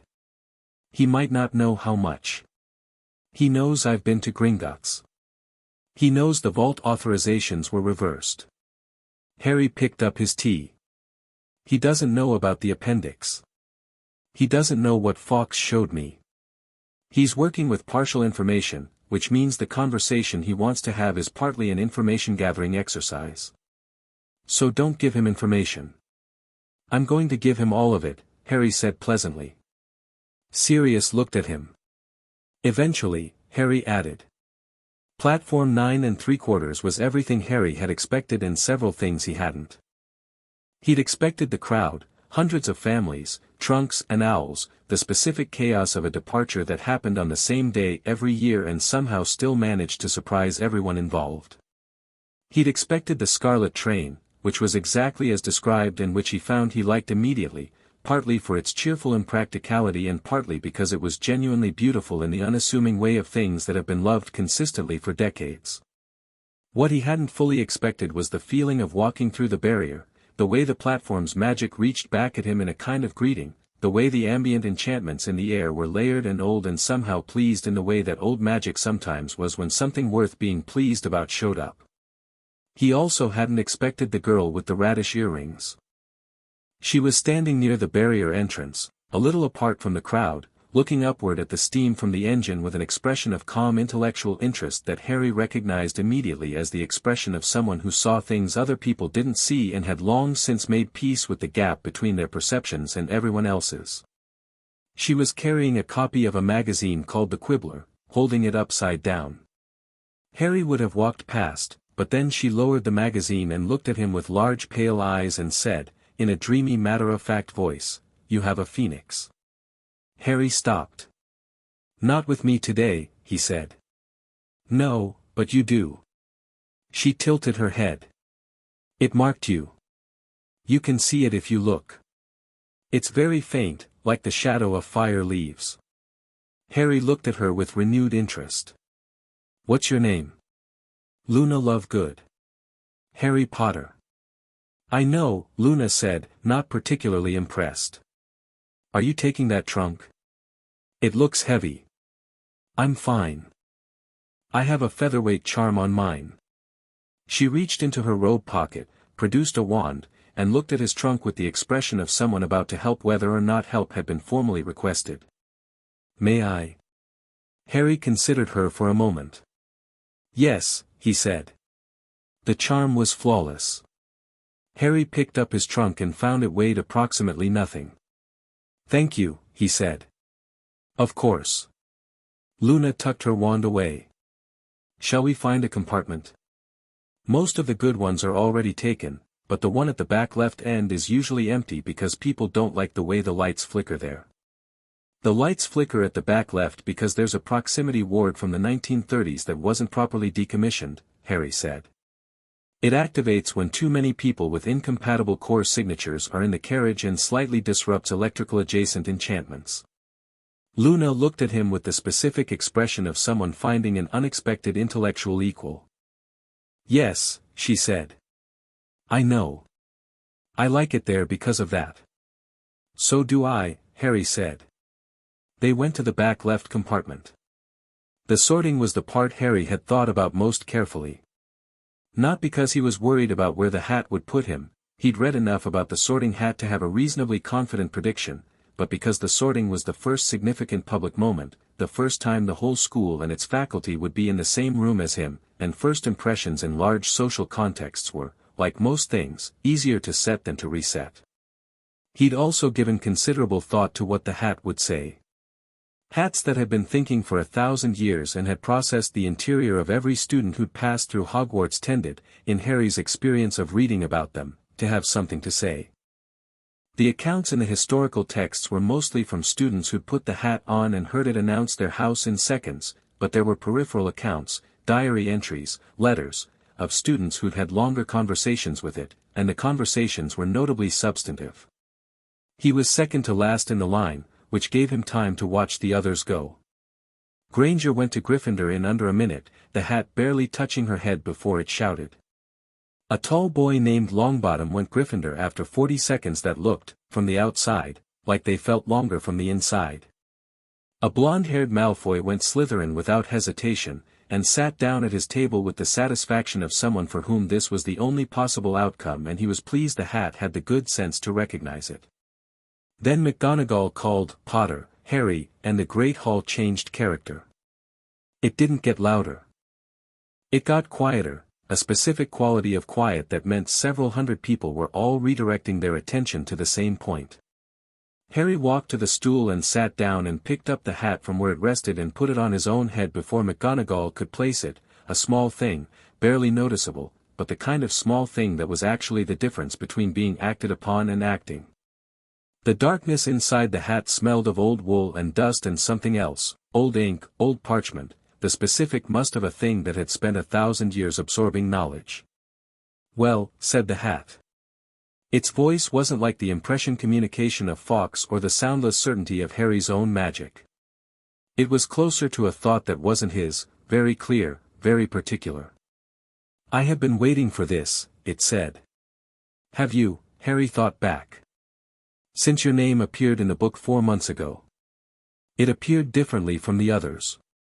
Brighter. The book made a sound when it wrote your name. A pause, which felt like consideration. You know what you are. I'm getting there. More than that. You know what you were made to be, and you know it's different, and you have already made a choice about which is real. Another pause. I've seen that before. Not in some time. Put me somewhere useful, Harry thought. Useful for what? You are not afraid of any of them. You do not need protection. You are not ambitious in the way that responds to hierarchy. The hat seemed, somehow, amused. You are something of a problem. Is that the first time that's happened? In roughly 900 years, the hat said. The last time was a girl who had come back from somewhere she declined to specify, and she went to Ravenclaw because she said she had things to figure out and she needed a library. That's my reason too, Harry said. No, it isn't, the hat said gently. Your reason is courage so fundamental it doesn't recognize itself as courage. Your reason is the particular kind of loyalty that James Potter had, which is not loyalty to institutions or houses but to specific people, chosen. Your reason, Harry felt it, oddly, before it was said. Felt it settle. Is that you are your parents' son, and they were Gryffindor through everything, and so are you. Gryffindor, the hat shouted. Harry handed it back to Professor McGonagall, who had been watching him with an expression he hadn't been able to fully read, something at the intersection of professional composure and something older and more complicated, and walked to the Gryffindor table and sat down. Across the hall, at the staff table, Albus Dumbledore watched him. Harry was aware of the watching the way you were aware of weather. He looked at his plate and let the awareness sit at the edges without responding to it. Not yet. Not yet. He found the library on his first evening. Not because he was lost, he'd memorized the Hogwarts layout from Hogwarts, a history and 3 supplementary texts, and could have navigated the castle blindfolded, which he privately thought might be necessary at some point, but because the library was where he was going and walking through Hogwarts for the first time deserved attention. The castle was genuinely extraordinary. Not just old was easy, old was a date on a foundation stone, but aware, in the diffuse patient way that a thing becomes aware when it has been paid attention to for long enough. The corridors responded to him faintly as he walked. Not dramatically. Just a slight warmth in the stones, the sense of something cataloging his presence and deciding, provisionally, to like it. He checked 3 books out of the restricted section on his first visit. The librarian, Madame Pants, who had the fierce protective energy of someone who genuinely loved books and found the children who were supposed to love them mostly disappointing, watched him navigate the section with narrow eyes. Those require teacher authorization, she said. Harry handed her his library card. It listed, under faculty authorization, a signature that he had, through a series of very careful and not quite forgery letters to the Hogwarts Administrative Office, which was technically a separate entity from Dumbledore's office and operated on procedures that dated to the 1700s, managed to get attached to his card under a provision that allowed advanced students access to restricted materials if their entry examination scores warranted it. Madame Pants looked at the card. She looked at the books. She looked at Harry. Your scores, she said, with the tone of someone who has made peace with something unexpected. I tested in June, Harry said. 5th year equivalency in 3 subjects. Her expression did something complicated that resolved, finally, into professional respect with a side of deep suspicion. She checked the books out. No food near the collection, she said. Of course not, Harry said, with complete sincerity, because he agreed entirely. He met Neville Longbottom properly on the second morning. Properly because they'd been sorted at the same table and Neville had sat 2 seats away from Harry the previous night with the expression of someone who wanted to say something and kept losing his nerve, which Harry had noticed and not pushed, because being the Neville who was almost the chosen one and wasn't was a specific kind of complicated that deserved time. He found Neville in the greenhouse before breakfast. Which was, Harry hadn't known Neville would be there, hadn't planned it. He'd gone because Hogwarts had greenhouses and the greenhouses had plants and Harry had a theoretical knowledge of herbology from books and a genuine curiosity about whether theory matched practice, and because the air inside a greenhouse first thing in the morning was a specific kind of warm wet green that he found he liked. Neville was feeding something in a back corner that looked like a cross between a cactus and an argument. Bubotuber. Harry guessed. Neville startled, knocked over a small trowel, bent to pick it up, knocked over a watering can in the process. Sorry, yeah, they need feeding twice a week or they get, sorry, I didn't know anyone else, it's fine.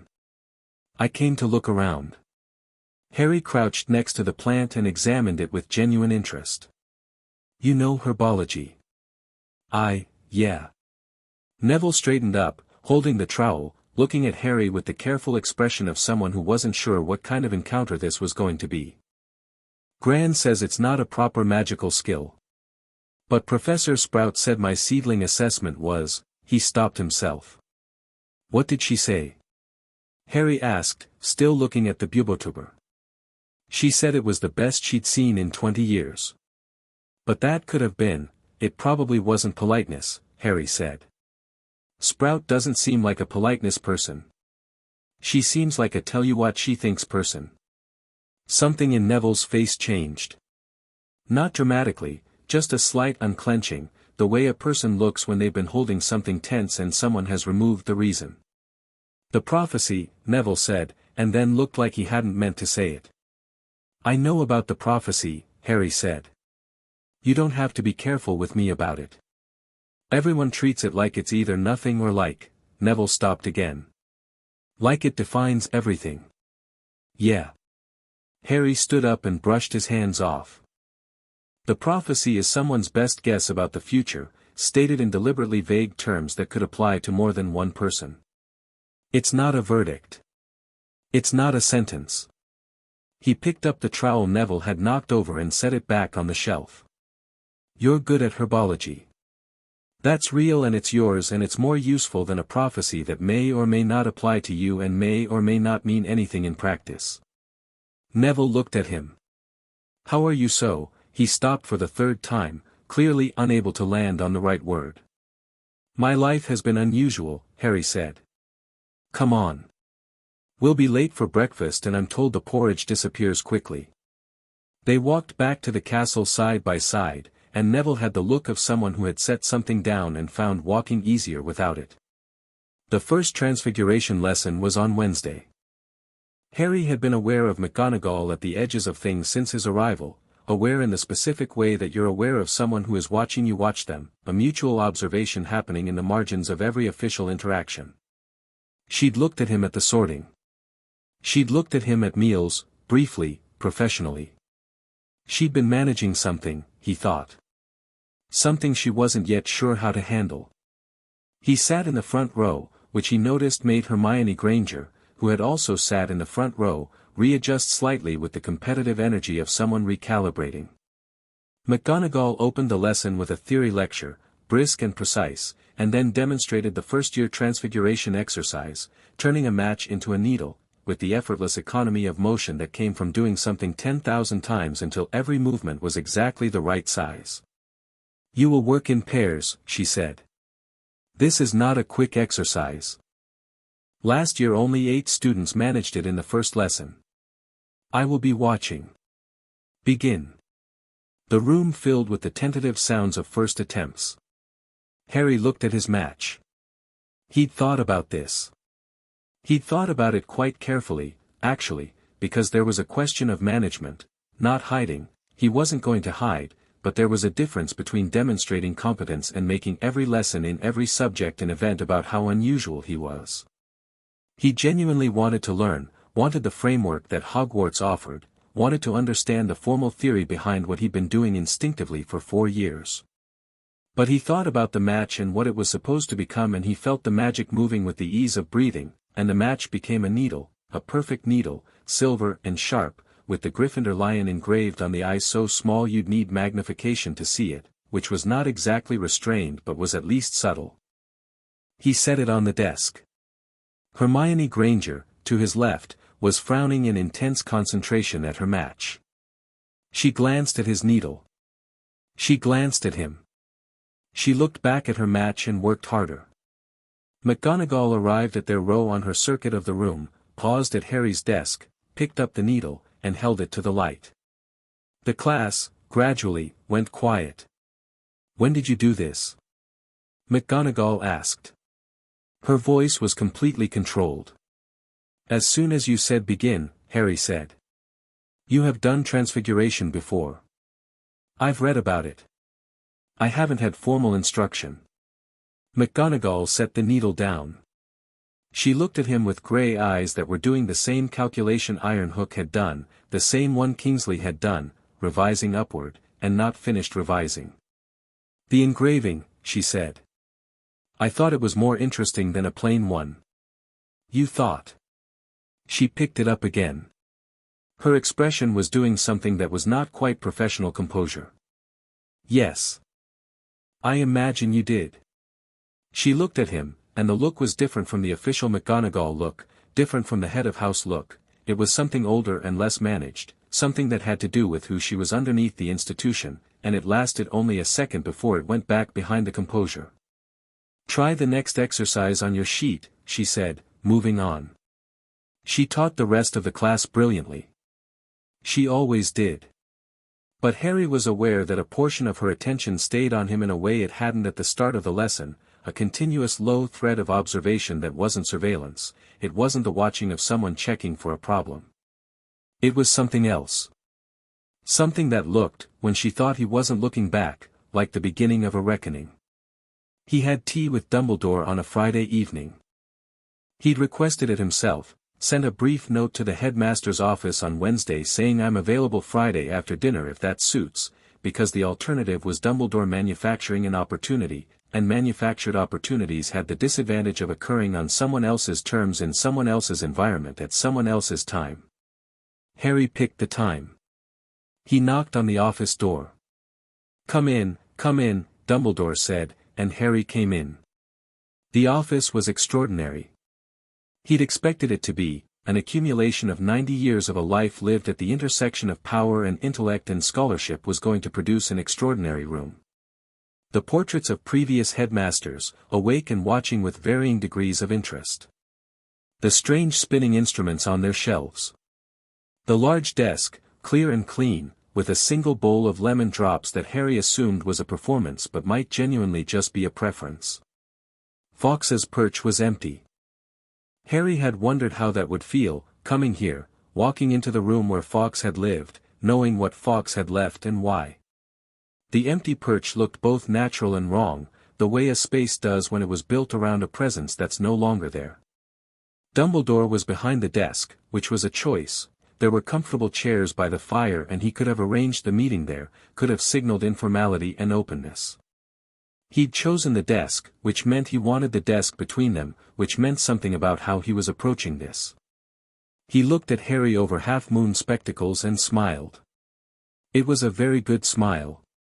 Warm, specific, particular, the smile of someone who was genuinely glad to see you and was also, simultaneously, assessing you with one of the finest minds in Britain.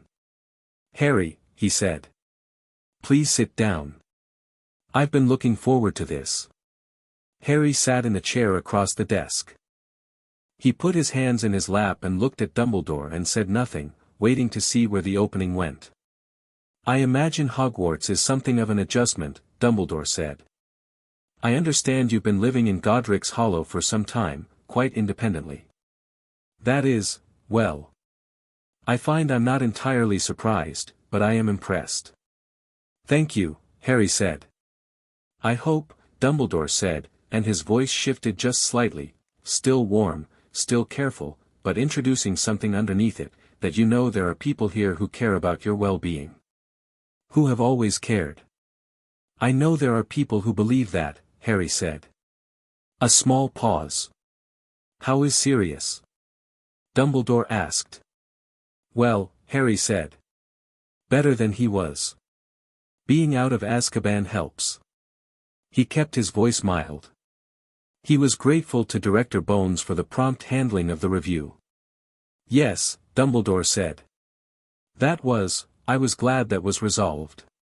He folded his hands on the desk. Harry, I want you to know that what happened to Sirius was something I deeply regretted. The circumstances were chaotic, after everything, and you told him you'd look into it, Harry said. Dumbledore stopped. He told me, Harry said. He said he told you Pettigrew was the secret keeper. He said you said you'd look into it. A pause. Did you? The office was very quiet. Outside, the castle made the soft continuous sounds of a castle in the evening, distant footsteps, the occasional door, the wind in the towers. Dumbledore took off his glasses. He cleaned them, a deliberate action, and put them back on, and the few seconds that took were the only seconds in the whole conversation where his composure visibly worked at being composure. I was managing many things in those days, he said. I know, Harry said. You were managing a lot of things for a long time. He looked at Dumbledore steadily. I'd like to ask you something directly, and I'd like you to answer me directly. I think we'll both find this more productive than the alternative. Of course. Still warm. Still careful. The wards you put on Privet Drive, Harry said. The blood protection from my mother. I understand the theory. I even understand the reasoning, if I'm generous about it. He paused. Were the 44 bindings also part of the theory? The quality of silence in the office changed. Not dramatically. Dumbledore didn't flinch, didn't stand up, didn't reach for his wand. He was too good for that. What happened was something at the level of atmosphere, the room's ambient warmth cooled by precisely 1 degree, the portraits above becoming very still, the spinning instruments on the shelves slowing slightly. That is a specific number, Dumbledore said. It is, Harry agreed. Fawkes counted. Another pause. The longest one yet.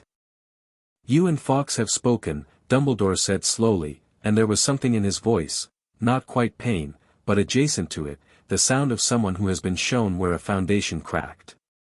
We communicate, yes. He came to me when I was 5.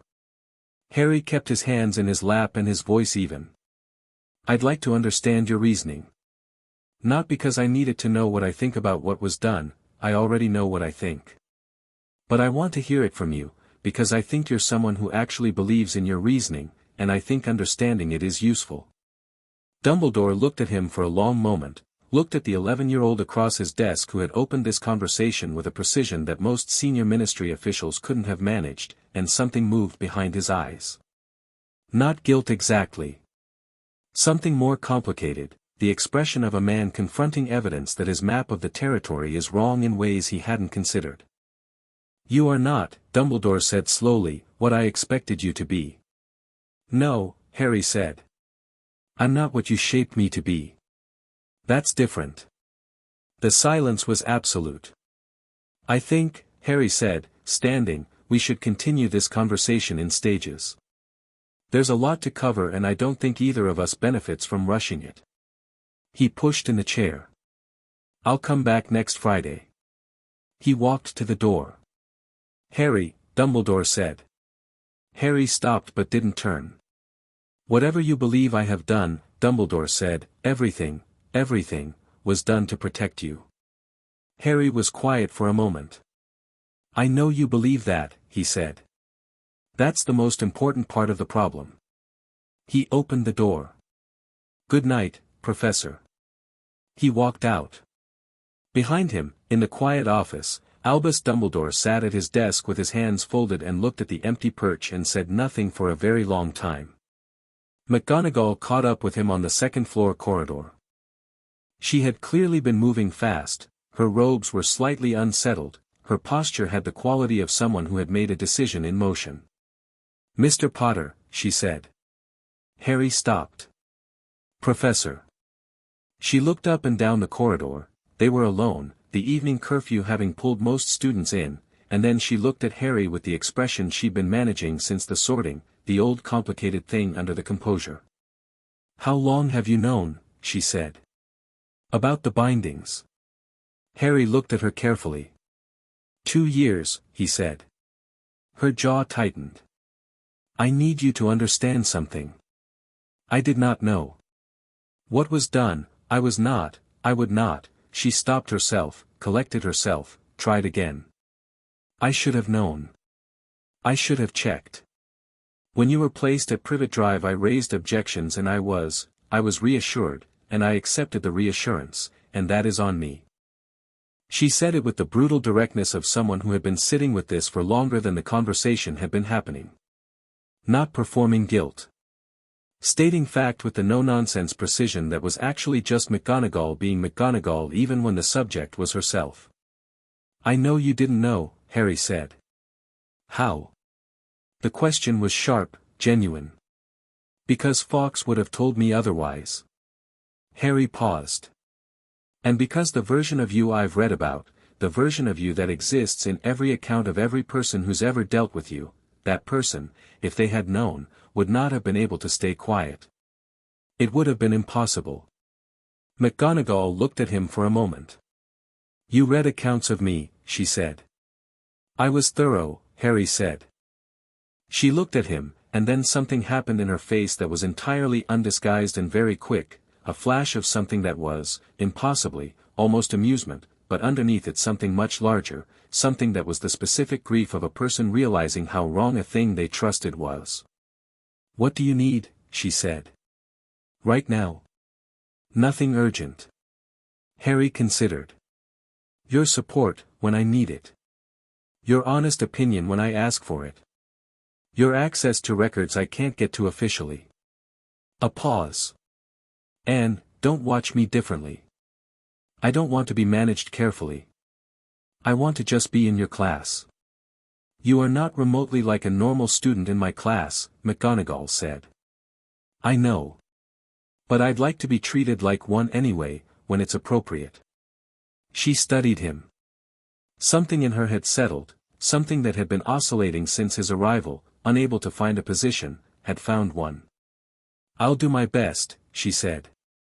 "That's all I can honestly offer. That's all I'm asking." Harry turned to continue down the corridor. "Good night, Professor Potter," she said. He stopped again. "Your needle," she said. "The one with the engraving." A beat. "In 22 years of teaching that exercise, I have never seen anyone do that. I have seen very talented students manage the basic transformation with difficulty." She paused. "I thought you should know." "Thank you," Harry said.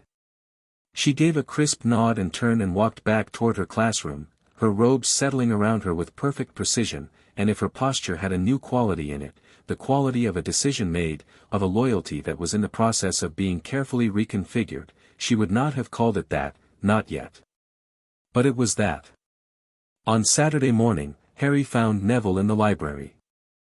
He was surrounded by 4 herbology books and 1 charms text and the specific chaos of notes in progress, and he had the look of someone who was not struggling but was working very hard, which was different.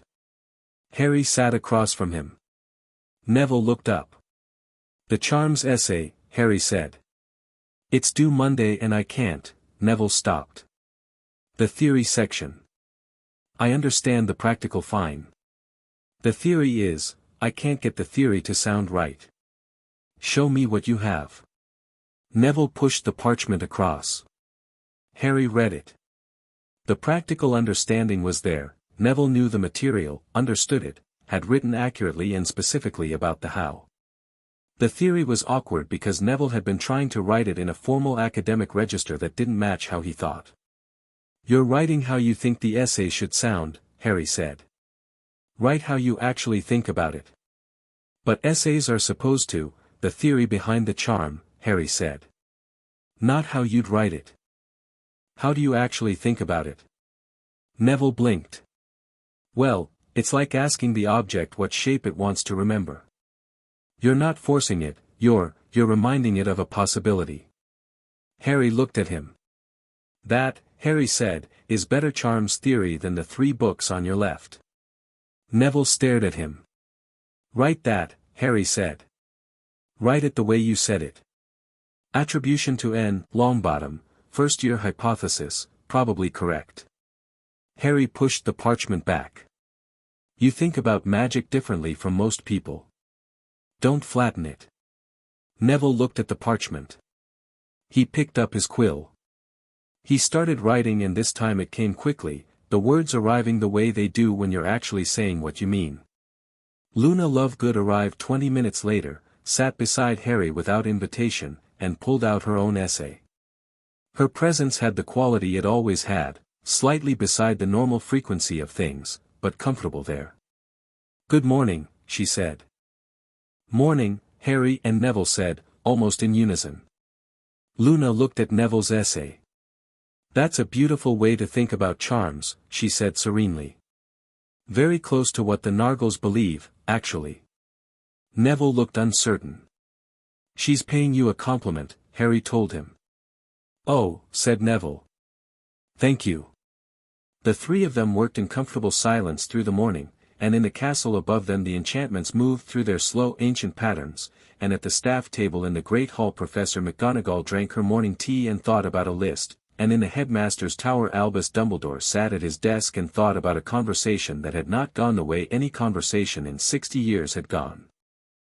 And in the apple tree at Godric's Hollow, where Sirius was sitting on the back step with a mug of tea and the morning paper that had Harry on the third page under the headline Boy WHO Lived Arrives at Hogwarts, Fawkes made a sound that was very much like the sound of something going according to plan. Chapter 4, 44 Reasons the Record Existed Because Someone Had Been Afraid. Harry found it in November, 3 weeks into his second month at Hogwarts, on a Tuesday afternoon when the rain was coming down so hard against the library windows that reading felt like the only reasonable response to being alive. He'd been working through a stack of restricted texts on advanced magical theory, cross-referencing a specific passage about core suppression with something he'd read in the Godric's Hollow appendix, when his hand closed on a thin volume shelved incorrectly between two larger books on goblin metallurgy.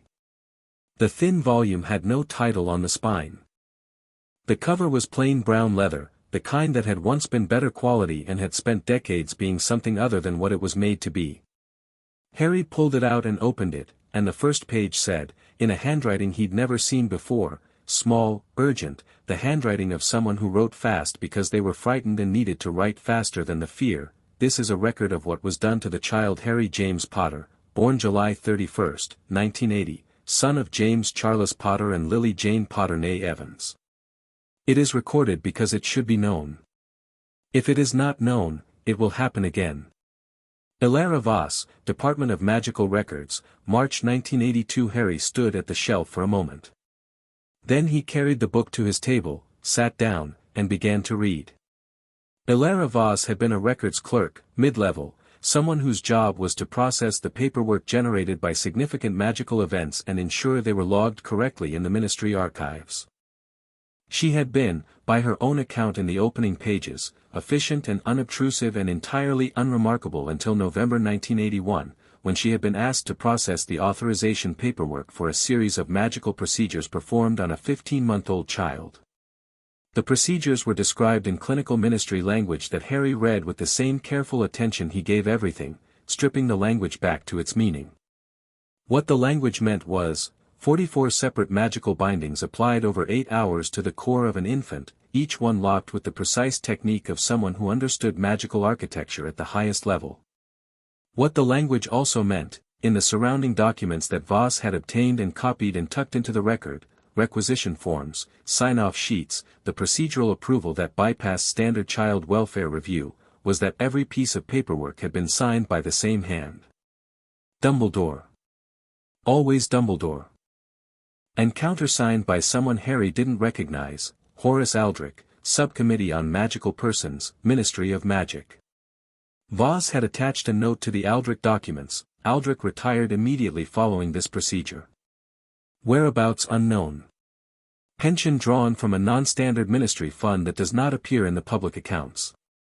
Harry turned pages. Voss had documented everything with the meticulous thoroughness of someone who understood that documents could be destroyed and had therefore created redundancies. She had identified, cross-referenced, and noted, the specific binding techniques used and what they were designed to suppress, the expected developmental effects on a child growing up with those bindings in place, the ministry regulation that the procedure violated, quietly amended 6 months before the procedure was performed, and the fact that the amendment had been proposed by a ministry official whose appointment Dumbledore had supported. The effects section was the hardest to read. Not because it was written dramatically, Voss was not dramatic, was relentlessly factual in a way that was actually more devastating than drama would have been. She listed, in plain language, what a child with 44 bindings on their core would experience growing up. Reduced magical response. Emotional suppression. The bindings wound through the core tightly enough that the natural emotional amplification of magic in children would be muted, meaning the child would be calmer, more controllable, less likely to develop the instinctive magical confidence that powerful wizards developed early. Social isolation, because the ambient magical presence of a fully operating core was part of how magical children naturally attracted the attention of other magical people, and suppressed, that quality would be absent.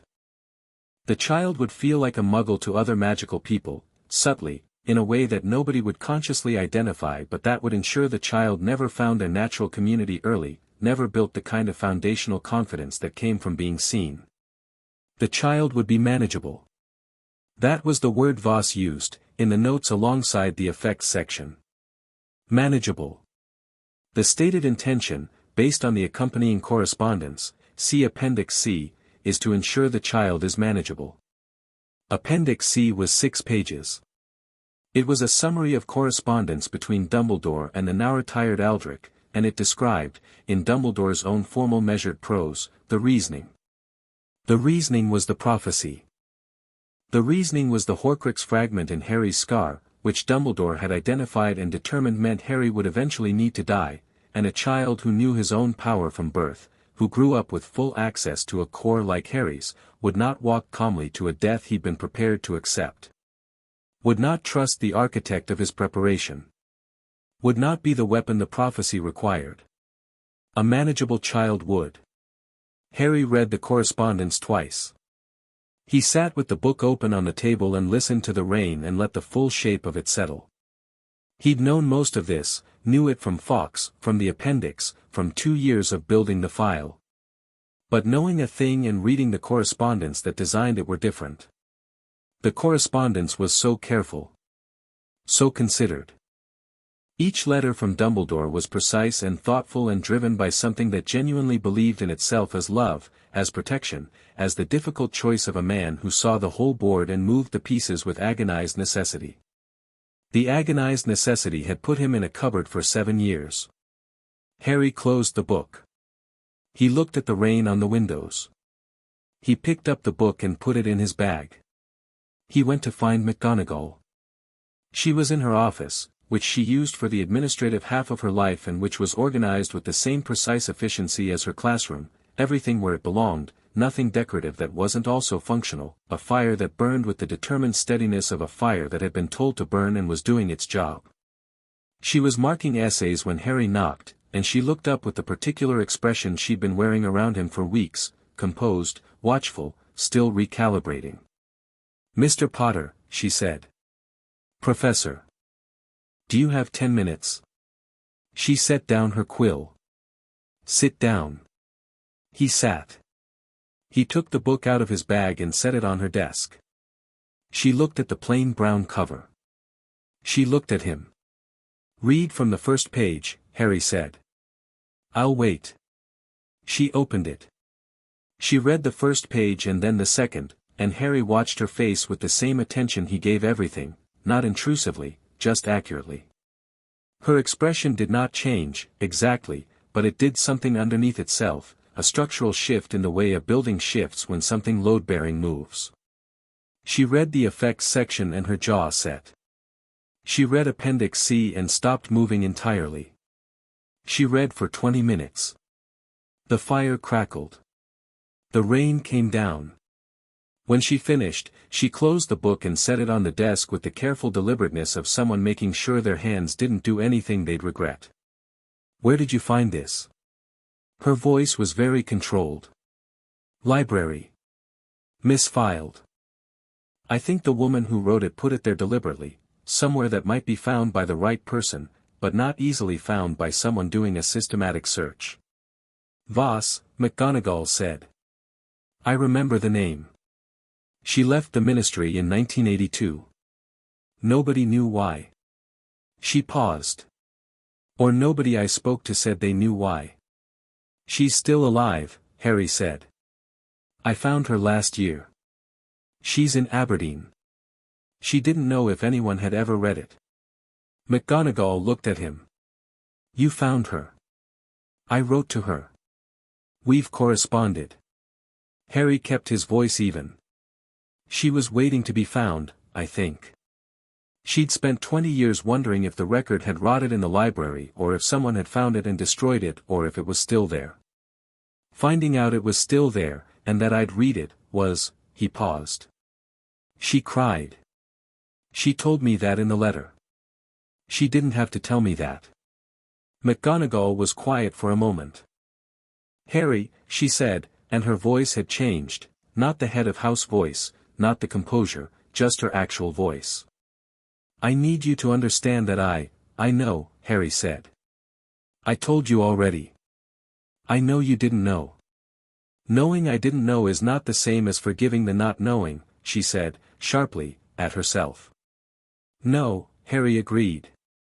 But I'm not asking you to hold yourself responsible for what you didn't do. I'm asking you to help with what comes next. He gestured toward the book. This document plus the Gringotts records plus 3 other things I have, that's a case. A real one. Not an accusation, not a public controversy. An evidentiary case that could go before the Wisengamot. She sat back in her chair and looked at him with the expression of someone who was making a decision they had been moving toward for months without naming it. What are the other 3 things, she said. Harry listed them. She listened without interrupting, which was very McGonagall. She gathered information completely before she processed it, never asked a question she could wait for, never spoke over something she needed to hear. When he finished she sat with it for a moment. The correspondence from Appendix C is the strongest element, she said.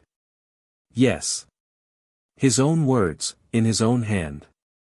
The Ministry amendment is important but it's circumstantial, possible to argue coincidence. The correspondence isn't. Harry paused. It also shows intent. Not malice. Intent. Which is actually more important for the argument I want to make. She looked at him. Which is? That the problem isn't Dumbledore specifically. The problem is a system that allowed one person to make this decision unilaterally, without oversight, without review, on the basis of a prophecy that nobody else was permitted to evaluate. Harry kept his voice level and clear, the way he always kept his voice when he was saying something large. If the argument is about Dumbledore the individual, the response is to remove him and replace him and nothing changes. If the argument is about the structure that made this possible, the response has to be systemic. Oversight of decisions affecting minors. Independent review of prophecy-based policy. Mandatory magical health checks that can't be waived by a single authority. McGonagall was quiet for a long moment. You have thought about this for a long time, she said. 2 years, Harry said. Probably longer in a general sense. He paused. I don't want revenge. I want it to not happen again. Those are different goals and they require different strategies. She looked at him across the desk, and in her expression was something that he thought was the specific emotion of watching someone be exactly who they should be, and finding it both remarkable and sad, because the person should not have had to become this person, should have been allowed to be 11 and thinking about Quidditch. I need to contact Amelia Bones, she said. Yes. I was going to ask you to. And Sirius. He already knows most of it. I owl him weekly. Of course you do. She picked up the book and held it. May I keep this? I have copies. Yes. She nodded once, the decisive nod of someone whose decision was entirely made now and would not be revisited. I'll write to Amelia tonight. She paused. And Harry, is there anything you need that I haven't thought to ask about? Harry considered this honestly. It was an unusual question. Most adults asked what they could do in ways that were really checking whether anything was required of them. McGonagall was actually asking. I'd like to keep coming to your class, he said. And being treated like a student. That I can manage, she said, and there was something in her voice, not quite warmth, not professional warmth, but the real kind. You can go. He stood up. The needle, McGonagall said, as he reached the door. The one from the first lesson. I still have it. Harry turned slightly. I don't usually keep student work, she said. I'm not sure why I kept that one. She looked at the book in her hands. I think I knew, even then, that this year was going to be different. Harry didn't say anything to that. He went out, and McGonagall sat alone in her office with the brown book and the fire, and after a moment she picked up her quill. 3 weeks later, Snape found the file. Not the book. Harry had copies of that in 3 locations and the original was with McGonagall.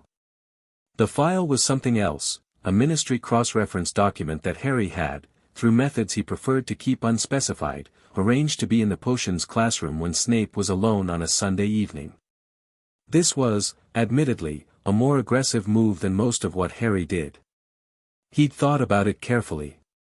Snape was a problem that needed direct action rather than patience, because Snape occupied a specific position, Dumbledore's blade, Dumbledore's most loyal and most tormented instrument, that made him simultaneously the most dangerous obstacle and the most potentially significant ally, if the right information arrived in the right way at the right time. Harry had given the timing considerable thought. He'd been watching Snape for 6 weeks. Not as a student watches a teacher, though Harry was also doing that, and Snape was by any objective measure a brilliant potions professor beneath the deliberate difficulty of his pedagogical style, which Harry found interesting and chose not to engage with emotionally because it was clearly not personal in the way Snape's students generally experienced it as personal. He was watching for the seams. The places where the performance of cold certainty had cracks in it. He found them in small things. The way Snape paused sometimes over certain potion ingredients with the expression of someone remembering something they decided not to remember. The way he looked at the lily preserved in resin on his desk when he thought the class wasn't watching. The way he had, on exactly 2 occasions, looked at Harry with something that wasn't contempt and wasn't complicated resentment and wasn't the projection of his history with James Potter. Something that was, very briefly, the expression of a man looking at a piece of evidence he didn't know how to place. The file was about the bindings. But specifically it was about the section Voss had written regarding the effect on magical development, the part that described, in clinical terms, what a fully unbound core of Harry's level would look like, what it would do, what it meant about what had been suppressed. The file had an attached marginal note that Harry had added in a handwriting that was not his own, not forgery, not deception, just a note that said this was done to a child by someone who called it protection. He'd left it in a place Snape would naturally reach and naturally open. He waited. It took 4 days. On Thursday morning, Snape looked at Harry during potions with the full version of the expression Harry had been waiting for, not the performance of disdain, not the projection of old grievances, but the raw unmanaged expression of a man who has read something he can't unfold and put back. After class, as Harry was packing up, Snape said, "Stay." The other students filed out. Harry stayed. Snape stood at the front of the classroom with his arms crossed and his expression doing several things at once. He was angry. Not at Harry specifically, the anger had no clear target, which was unusual for Snape whose anger was almost always precise. He was also, underneath the anger, something Harry identified carefully as grief, and underneath that something that was possibly guilt. "The document in my classroom," Snape said. "I don't know what you're referring to," Harry said, which was technically true in a way that Snape clearly didn't believe for a second. "Potter." "Professor." They looked at each other. Snape's jaw moved. 44, Snape said. "Just the number." "Alone." "Yes," Harry said. "I didn't," Snape stopped. The word sat between them for a moment. "I know you didn't know," Harry said, for the 3rd time in 2 months to a 3rd person. He was beginning to think this sentence was going to be a recurring feature of the year. The people who did know are a very short list. Most of the people who are upset about it are upset because they didn't know. Snape's expression did something sharp and involuntary. "That is not the relevant question," Harry said, "is what you do with knowing now." He paused. "I'm not asking you to do anything immediately. I'm asking you to sit with it and let me know." "Let you know," Snape repeated, with a precision that suggested he found the phrasing inadequate. "I have people working on this. I have a case. I have documentation and legal support and a very motivated former prisoner who can speak with considerable authority before the Wisengamot." Harry slung his bag over his shoulder. "I'm not collecting allies as a strategy. I'm telling people who deserve to know, and if that changes things for them, it changes things." Snape looked at him for a long moment. "You are not like him," Snape said. And the him meant James, clearly, but also, and Harry heard this underneath it, the second layer, the him meant Dumbledore. Or maybe it meant both of them, and the statement was about that distance, that specific distance between the real Harry and the versions other people had needed him to be. "No," Harry said. "I'm not." He left. Behind him, in the empty potions classroom, Snape stood for a while with the particular quality of stillness that things had when they were deciding which way to fall. The first crack went public in December. Not the full case, not yet. But the Ministry's Department of Magical Law Enforcement, under Amelia Bones, issued a formal inquiry notice regarding an unnamed case involving the welfare of a minor, citing potential violations of the Magical Persons Protection Act and requesting that certain records from 1981 be made available for review. The inquiry notice was standard procedure. It was also, and this was the thing that made it significant, the first official acknowledgement that something requiring review had happened. In the Ministry's particular legal ecosystem, an inquiry notice was a door opening. Once a door opened, things came through it. Dumbledore responded by requesting a meeting with Bones directly. Harry found out about the meeting because Shacklebolt told him, in the roundabout professional way that Shacklebolt had developed for keeping Harry informed while maintaining deniability, which was that he occasionally ran into Harry in Diagon Alley on his off days and happened to mention things. "She met with him on Monday," Shacklebolt said, examining a shelf of books in flourish and blots with professional casualness. They were home for the Christmas holidays. Outside, Diagon Alley was cold and bright and full of last-minute shoppers. "How did it go?" Harry asked, not looking up from the book he was examining. "She told me it was the most interesting conversation she'd had in 20 years. A pause. She also told me that in 30 years of public service she had never seen anyone manage a meeting as skillfully as Dumbledore managed that one. Meaning he gave her nothing. Meaning she came out of it feeling warm and heard and reassured, and then sat in her car on the way home and realized she'd told him everything she knew about the inquiry and he'd confirmed nothing." Shacklebolt moved along the shelf. "She's not pleased." "No," Harry said.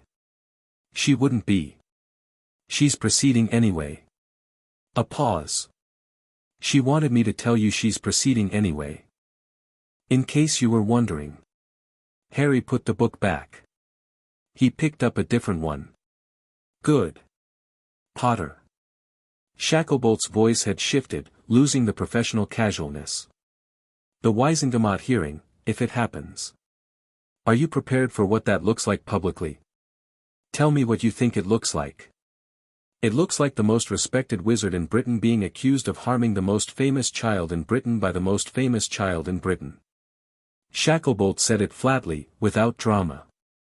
"There will be people who don't want to believe it. People who have built their understanding of how the world works around Dumbledore being trustworthy. That's not a small number of people." Harry was quiet for a moment. "I know. And you're prepared to be the person who breaks that." Harry thought about it honestly.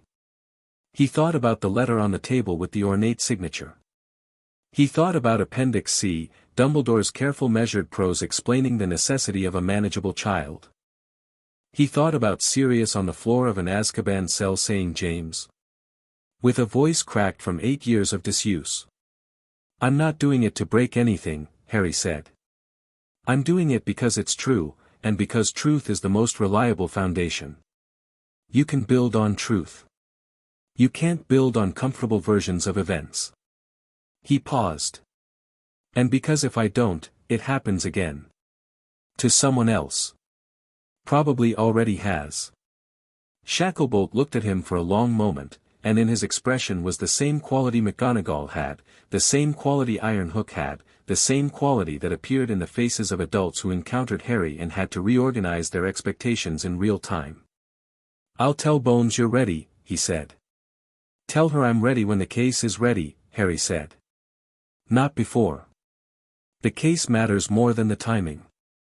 Shacklebolt almost smiled. "She said you'd say something like that." At Godric's Hollow for Christmas, Sirius had redecorated.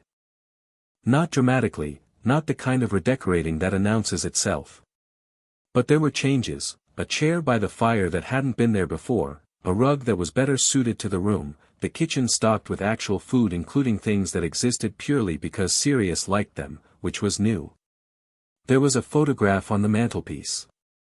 It was moving, as wizarding photographs did, and it showed James and Lily Potter laughing at something just outside the frame, and if Harry stood in front of it long enough Lily always eventually looked at the camera with her bright green eyes, his eyes, in a way that felt like something.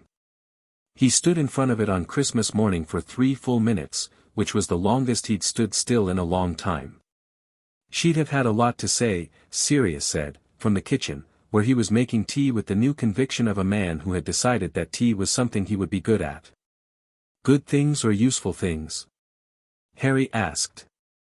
Oh, with Lily it was usually both simultaneously. Sirius appeared in the doorway. She had this way of saying something completely brutal that somehow still felt like being cared about. A pause. You do that too, actually.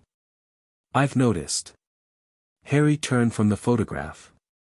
I'm not sure I intend to. Neither did she. Sirius handed him a mug. She just saw things clearly and said them clearly, and the clarity was the caring. Most people, when they care about you, they round the corners off to protect you. Lily thought the corners were where the important information was. Harry thought about that. The hearing, Sirius said. Not yet. The case isn't ready. McGonagall told me. She thinks by spring. Spring is possible. Harry wrapped his hands around the mug. The Bones inquiry generates discovery obligations. Dumbledore has to respond to the document requests or formally invoke privilege, and if he invokes privilege that's its own signal. Either way we get more information in the next 2 months. Sirius was quiet for a moment. He's going to argue the greater good, he said. In the hearing. Whatever form it takes. He's going to explain the prophecy and the Horcrux and the necessity, and he's going to do it with that voice. He stopped. I know, Harry said. And half the Wizengamot is going to believe him. Or want to believe him. Yes. Harry looked at the fire. That's why the argument can't be about whether he had good reasons. It has to be about whether good reasons authorize unilateral decisions about other people's minds and bodies. Because he does have good reasons. He always has good reasons. He paused. The reasons aren't the point. The authority is the point. Sirius looked at his godson in the firelight, the 11-year-old who was drinking Christmas morning tea and talking about Wizengamot strategy, and his expression did the thing it still did sometimes, the brief displacement between who he was looking at and what he'd expected. James would have been, Sirius started. Don't say proud, Harry said. It always sounds like an ending. I was going to say baffled, Sirius said. He would have been completely baffled and deeply impressed and somewhat terrified. Harry's mouth curved. That's better. Lily would have just, Sirius made a gesture that described someone picking up a situation and running with it efficiently. Yes, Harry said. They drank their tea by the fire, and outside, Godric's Hollow was Christmas quiet, the snow that had fallen the night before still clean and untouched on the garden and the lane, and Fawkes was in the apple tree making small sounds that in the cold and the light were something very close to a carol.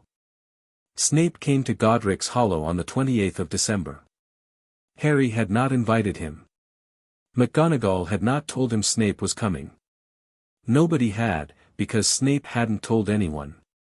He arrived on the doorstep in a heavy winter cloak at 2 in the afternoon, and when Sirius opened the door his expression went through 5 things in rapid succession before settling on controlled wariness. Black, Snape said. Snape, Sirius said, in a voice that had the quality of a loaded firearm. I'm here to speak with Potter. Harry's, it's fine, Harry said, from behind Sirius. Come in. Sirius stood back with the expression of a man performing restraint with significant physical effort. Snape came in and stood in the front hallway and looked around the cottage with an expression Harry couldn't immediately read, which was unusual. Then he looked at the photograph on the mantelpiece and his expression became something Harry could read very clearly. Living room, Harry said, and went through. Snape followed. Sirius stayed in the doorway, which Harry acknowledged with a small nod that meant yes, stay close, no, don't interfere. They sat across from each other by the fire. Snape reached inside his cloak and withdrew an envelope. He set it on the table between them without flourish. "This is correspondence," he said. "Between Dumbledore and myself. From 1994 onwards, which is when I became specifically aware of the plan regarding the Horcrux in your scar and its implications." Harry looked at the envelope. He didn't touch it yet. "He told you," Harry said. "He told me what I needed to know to play my part." Snape's voice was flat. Not cold, there was something in it that was too tired to be cold. "My part did not include the details of what was done to you as an infant. I was told the core suppression was a necessary protective measure. I was not told its extent." A pause. "I was not told 44. What would you have done," Harry asked, "if you had been told?" The question sat in the room for a moment. Snape's jaw worked.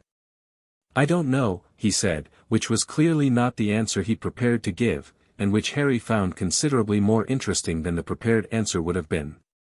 "That's honest," Harry said. "Don't mistake the honesty for something warmer than it is," Snape said, with a flash of the usual sharpness. "I am not here because I have decided to become a participant in," he stopped. "I am here because the document you left in my classroom told me something I deserved to know, and this," he gestured toward the envelope. "This is what I can offer in exchange." "Not an exchange," Harry said. "You don't owe me anything." "Nevertheless." Snape kept his hand on the envelope.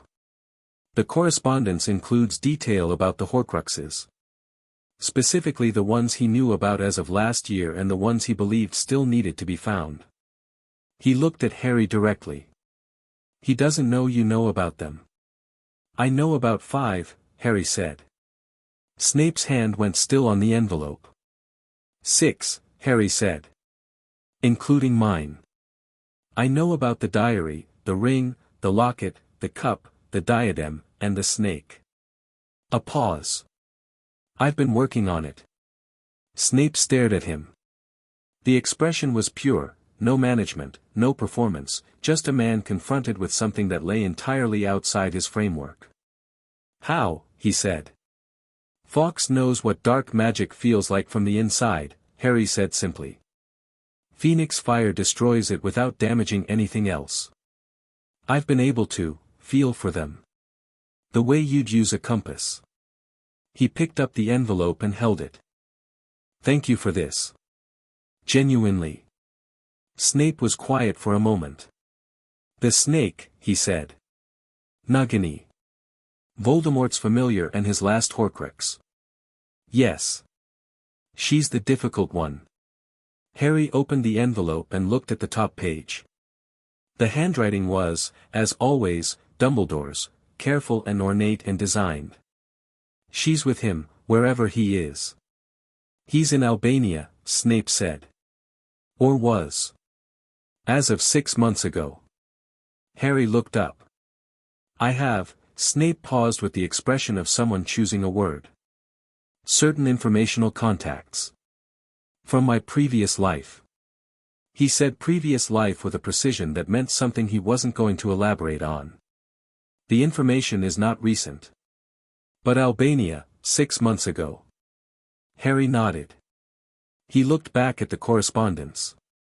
He read the first 2 pages with the quick focused attention he gave everything. "This is," he stopped. "Yes," Snape said. "He was planning to tell me about the Horcrux in my scar in my 6th year," Harry said. "He was planning to wait until," he turned a page. "Until I had enough motivation to walk to my own death voluntarily. He wanted me to choose it." "Yes," Snape said again, with the same flat precision. "He was going to spend 5 years preparing me for a death sentence he'd already decided on." Harry turned another page. "And he genuinely believes that's love." Snape's expression shifted. He stopped himself several times. Started again. "He is not a villain." He is something considerably more difficult to address. He is a man who loves too abstractly. Who loves outcomes rather than people, who would sacrifice a person with complete sincerity because the sacrifice served what he loved. Harry looked up from the correspondence. That was more than he'd expected from Snape. More than a document exchange. That was something thought about for a long time, said because it needed to be said, and because the person it was said to was the right person to hear it. Yes, Harry said quietly. That's exactly it. They sat by the fire, the two of them, while Sirius stayed in the doorway and Fawkes appeared on the windowsill from nowhere and looked at Snape with gold eyes that held, not forgiveness, exactly, but something adjacent to it. Recognition, maybe. The recognition of something that had existed in proximity to complicated love for a long time and knew the texture of it. Snape looked at the Phoenix for a long moment. He loved her, Snape said. Not to Harry. To the Phoenix. And this is what his love built. He looked away. I loved her too. And this is what mine built. He picked up his cloak. I'll see you at term. He stood and walked out through the front hallway, and they heard the door open and close, and then the crunch of footsteps in the snow. Sirius appeared in the living room doorway. Well, he said. Don't, Harry said. I wasn't going to say anything. You were. Sirius sat in the chair Snape had vacated. He picked up the envelope and looked at it. This is what cracks it, he said. Isn't it? This plus Voss plus the Gringotts records. Yes, Harry said. Spring, Sirius said. Spring, Harry agreed. Outside, the snow was coming down again, soft and steady, covering the garden and the lane and the apple tree where Fawkes sat glowing with a warm light that had nothing to do with fire and everything to do with the specific quality of things going the way they should, slowly and irreversibly, like the spring that was already waiting at the edge of the winter. The plan was ready. It was almost time. Chapter 5, The Horcrux in the hallway. The diary went first. Harry had known about it since October, felt it the way Fawkes had taught him to feel for dark objects, a specific wrongness like a note played on a broken string, something that vibrated at a frequency slightly off from everything around it. He'd traced it to a bookshop in Knockturn Alley during the Christmas break, following the sensation through the cold December streets with Fawkes on his shoulder and his hands in his pockets, looking to all appearances like a boy running an errand. The shop was called Borgin and Burke's. It smelled of old wood and older magic and the specific mustiness of things that had been waiting a long time to be wanted.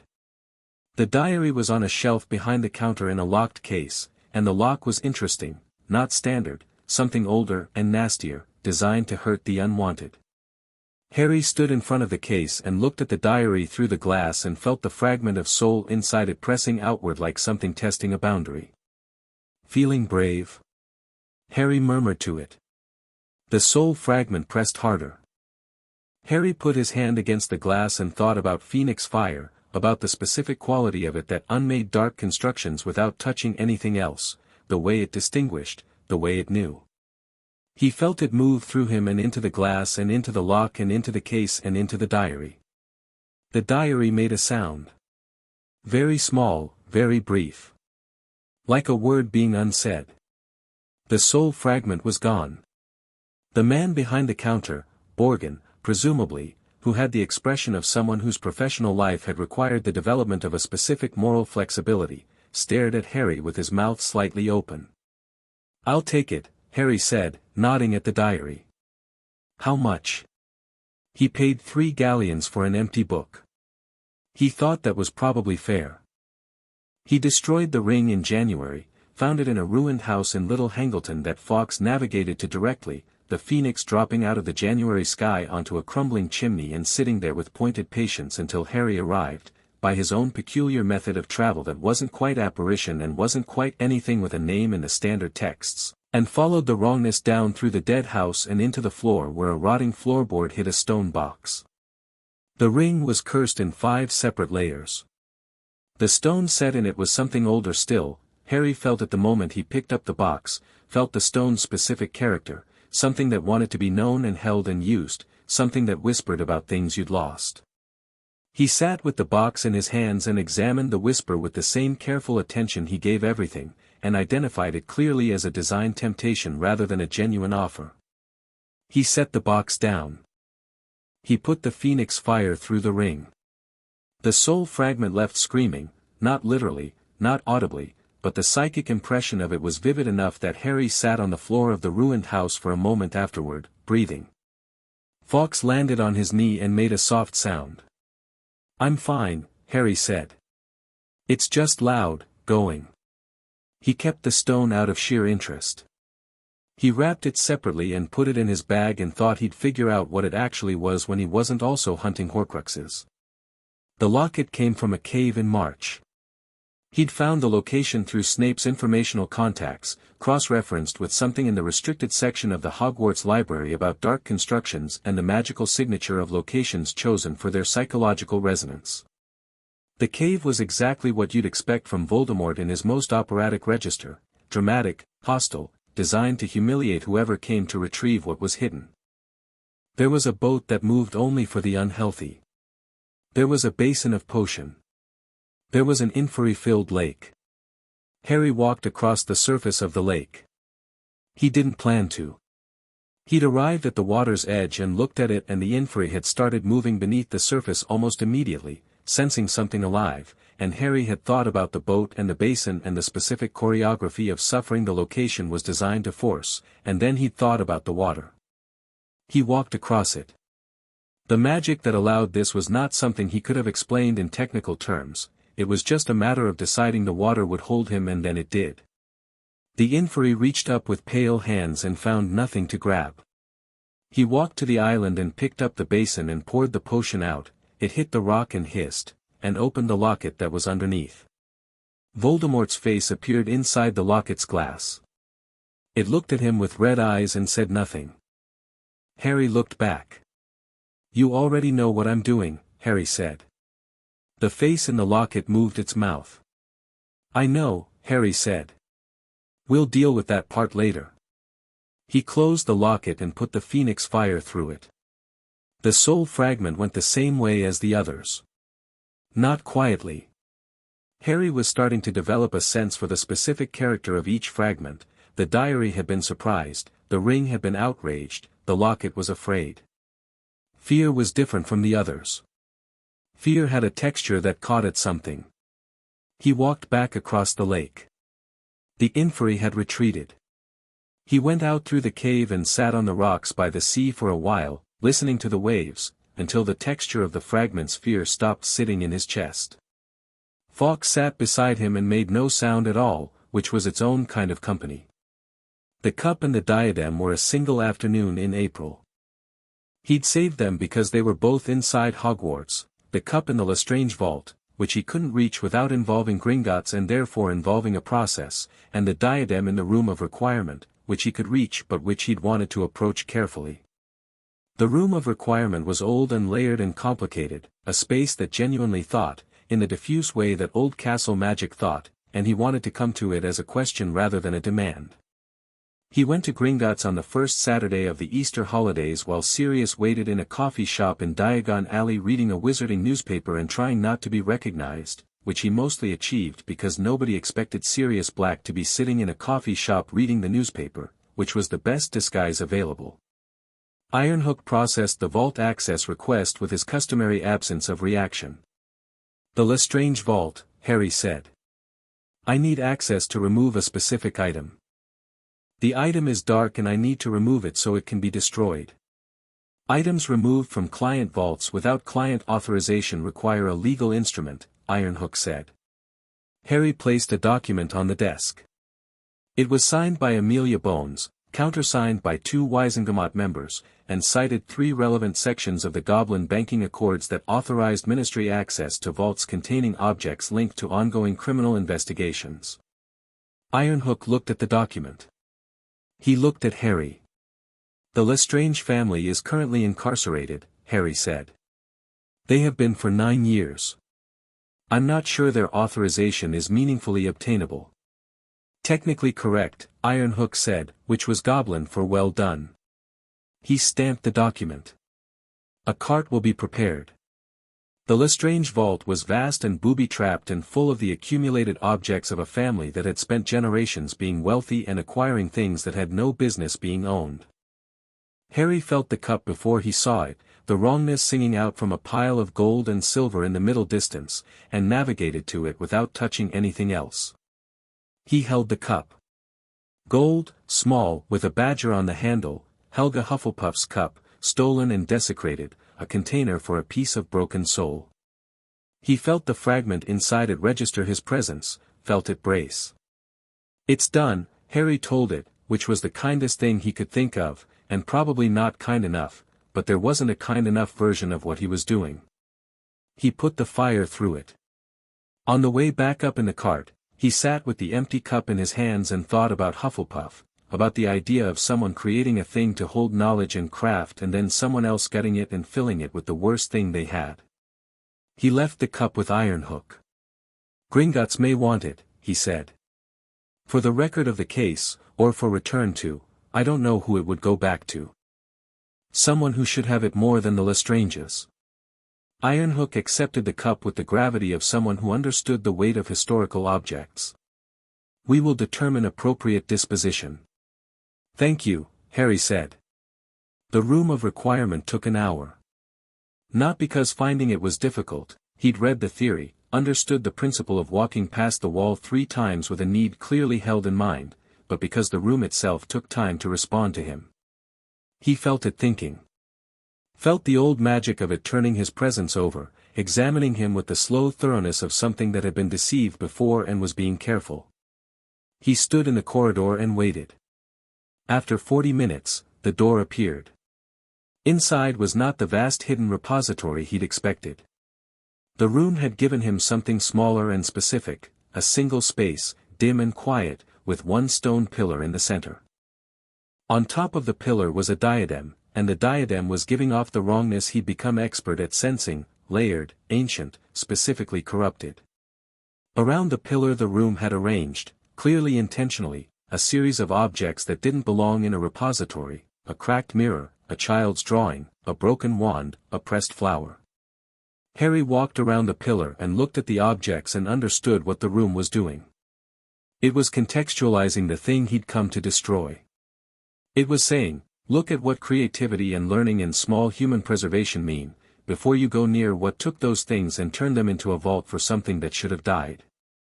Harry stood with the objects for a moment. "All right," he said. "To the room, to the diadem, to the general nature of the situation." He picked up the diadem and held it, and this fragment was different from all the others. It was sad. Specifically, precisely sad, in the way that things are sad when they have been a long time in a wrong place doing a wrong thing and have lost the memory of being anything else. Harry held it and felt the sadness and didn't try to set it aside, just acknowledged it. Yes, this is sad, yes this is wrong, yes it should be different, and then put the fire through. The fragment went quietly. He set the diadem on the stone pillar and left the room, and the door disappeared behind him, and the corridor was just a corridor again, ordinary and stone and faintly lit. He sat on the floor of it, back against the wall. 5 down. 1 in Albania with a snake. 1 in the scar on his forehead. He reached up and touched the scar. The thing behind it was quiet. It had been quiet for months, since Harry had, not purposefully, but instinctively, built a kind of internal separation between himself and the fragment, a structure that kept it contained without destroying it, because he needed it contained but intact for what came next. He knew what came next. He had always known what came next. He just needed Voldemort present for it, which meant he needed Voldemort to come to him, which meant he needed to make himself findable. The letter to Voldemort took 3 drafts. He wrote the first one in April and burned it because it was too formal. He wrote the second in May and burned it because it accidentally read as a challenge, which would make Voldemort posture and delay. He wrote the third one on a Tuesday evening in the first week of June, sitting at his desk in the Gryffindor dormitory while Ron Weasley slept 4 beds over and made the sounds of someone who slept with absolute confidence, and this one was right. It said, Tom, I have destroyed the diary, the ring, the locket, the cup, and the diadem. I have had them for some time and I wanted you to know this now because I believe you deserve the information before we meet, rather than discovering it as a surprise. There is one fragment remaining outside yourself. You know which one. I am not asking you to surrender. I am asking you to come and speak with me before you make any further decisions. Not because I expect conversation to resolve the fundamental differences between your view of the world and mine, but because I think you are significantly more intelligent than your plan currently reflects and I'd like to understand why. I'll be in the astronomy tower on the evening of June 14th. Come alone. Harry Potter. He read it through once. He added one line at the bottom, bring Nagini. I need her to be present for what happens. He sealed it and gave it to Fawkes, who regarded it with the expression of a being who had delivered extraordinary and improbable correspondence for approximately 300 years and had seen worse. He might just come to kill me, Harry said. Fawkes made a sound that meant, yes, but he won't be able to, and he knows that, and he knows you know that, and that's exactly why he'll come. Harry went to bed. He slept well, which surprised him, and then didn't, because what was waiting on June 14th was not something he was afraid of. He was prepared. He was unbound. He was exactly himself, without suppression or management or the considered shaping of 60 years of someone else's design. That wasn't nothing. That was everything. June 14th came with a warm clear evening. The astronomy tower at Hogwarts was extraordinary in the particular way of places built to look at large things, open to the sky, the castle spread below it and the grounds extending beyond to the dark tree line of the forbidden forest and the black mirror of the lake. Harry arrived at sunset and stood at the parapet and watched the light change over Scotland, which was beautiful in a way that he noted and then set aside, because there was a quality of detail in evenings before significant things that was distracting if you let it be. Fawkes was on the parapet beside him, very still. He'll come, Harry said. Fawkes made a sound of agreement. And you'll stay? Not a question. The phoenix shifted its weight, which was answer enough. He heard Voldemort before he saw him, felt the specific disruption in the castle's ambient magic, a cold point moving through the warm ancient intelligence of Hogwarts the way a needle moves through cloth, leaving a trail. Hogwarts noticed and did not like it, and Harry felt the castle's attention sharpen around the intrusion. Easy, Harry murmured, running his hand along the parapet stone. Let him come. The stone warmed fractionally under his hand. The castle's attention stayed but didn't strike. It trusted him, which was something that had developed over the year in the diffuse unspoken way that the castle and Harry had developed most of their understanding, mutual recognition, mutual respect, no formal agreement required. The door to the tower opened. Lord Voldemort was not what Harry had expected, which was interesting. He'd expected the red eyes, the flat serpentine features, the tall presence that all the accounts described. He was present and he was all of those things. But what Harry hadn't expected was the thinness of it. The diminishment. A man who had split his soul 7 times was not a man anymore in any complete sense, and up close, stripped of context and performance and the fear of observers, that incompleteness was visible. He stood in the doorway of the astronomy tower and he was powerful and dangerous and Harry respected both of those facts completely, but he was also, plainly, less than he had been. Less than he'd intended to be. Less than he'd sacrificed 7 pieces of his soul to become.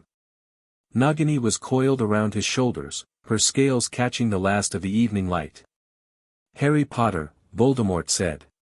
His voice was controlled, precise, doing nothing it didn't intend to do. Tom, Harry said. A pause. Long, deliberate. The last person to call me that, Voldemort said, is dead. I know. Professor Dumbledore was one of his teachers, as he was one of yours. Harry turned so he was facing the doorway fully. He had a habit of thinking he knew people better than they knew themselves. I imagine you found that as frustrating as I did. Something moved across Voldemort's face. Very brief, very contained, but there. The involuntary response of a person who has been seen accurately and found it unexpected. You invited me here, Voldemort said. Most people in your position do not invite the conversation. Most people in my position have spent their whole life being managed toward a particular script, Harry said. I'm not interested in the script. The script, Voldemort said slowly, has you dying. Dumbledore's version of the script does, yes. Harry kept his hands relaxed at his sides. He planned for me to carry the Horcrux fragment to my death voluntarily in my 6th year. It was in the correspondence, which I've read. He paused. His plan would not have worked, incidentally. The fragment in my scar isn't destroyed by my death. It's destroyed by Phoenix fire, which interacts differently with soul constructs than any other magical force. He didn't know that. Voldemort was very still. And you do. I've had practice. Harry looked at him steadily. 5 of them, now. The fragment in the scar makes 6. And then there's the matter of Nagini. The snake on Voldemort's shoulders raised her head. You said to bring her, Voldemort said. I've been considering why. Because she's the last Horcrux and I need to address her tonight, and I wanted you to see it happen, and I wanted you to be able to choose how you respond to what's left afterward. Harry tilted his head slightly. The remaining fragment, the one in my scar, I can remove it without dying. I told you the method. What's left of your soul after that is yours. Diminished, damaged, but functional. He paused. You can rebuild from it or you can try to attack me, and I'd genuinely like you to think about which of those has any upside. You're giving me a choice, Voldemort said. His voice had something in it that was almost wonder, layered under the precision. You are 11 years old and you are standing in a tower and giving me a choice.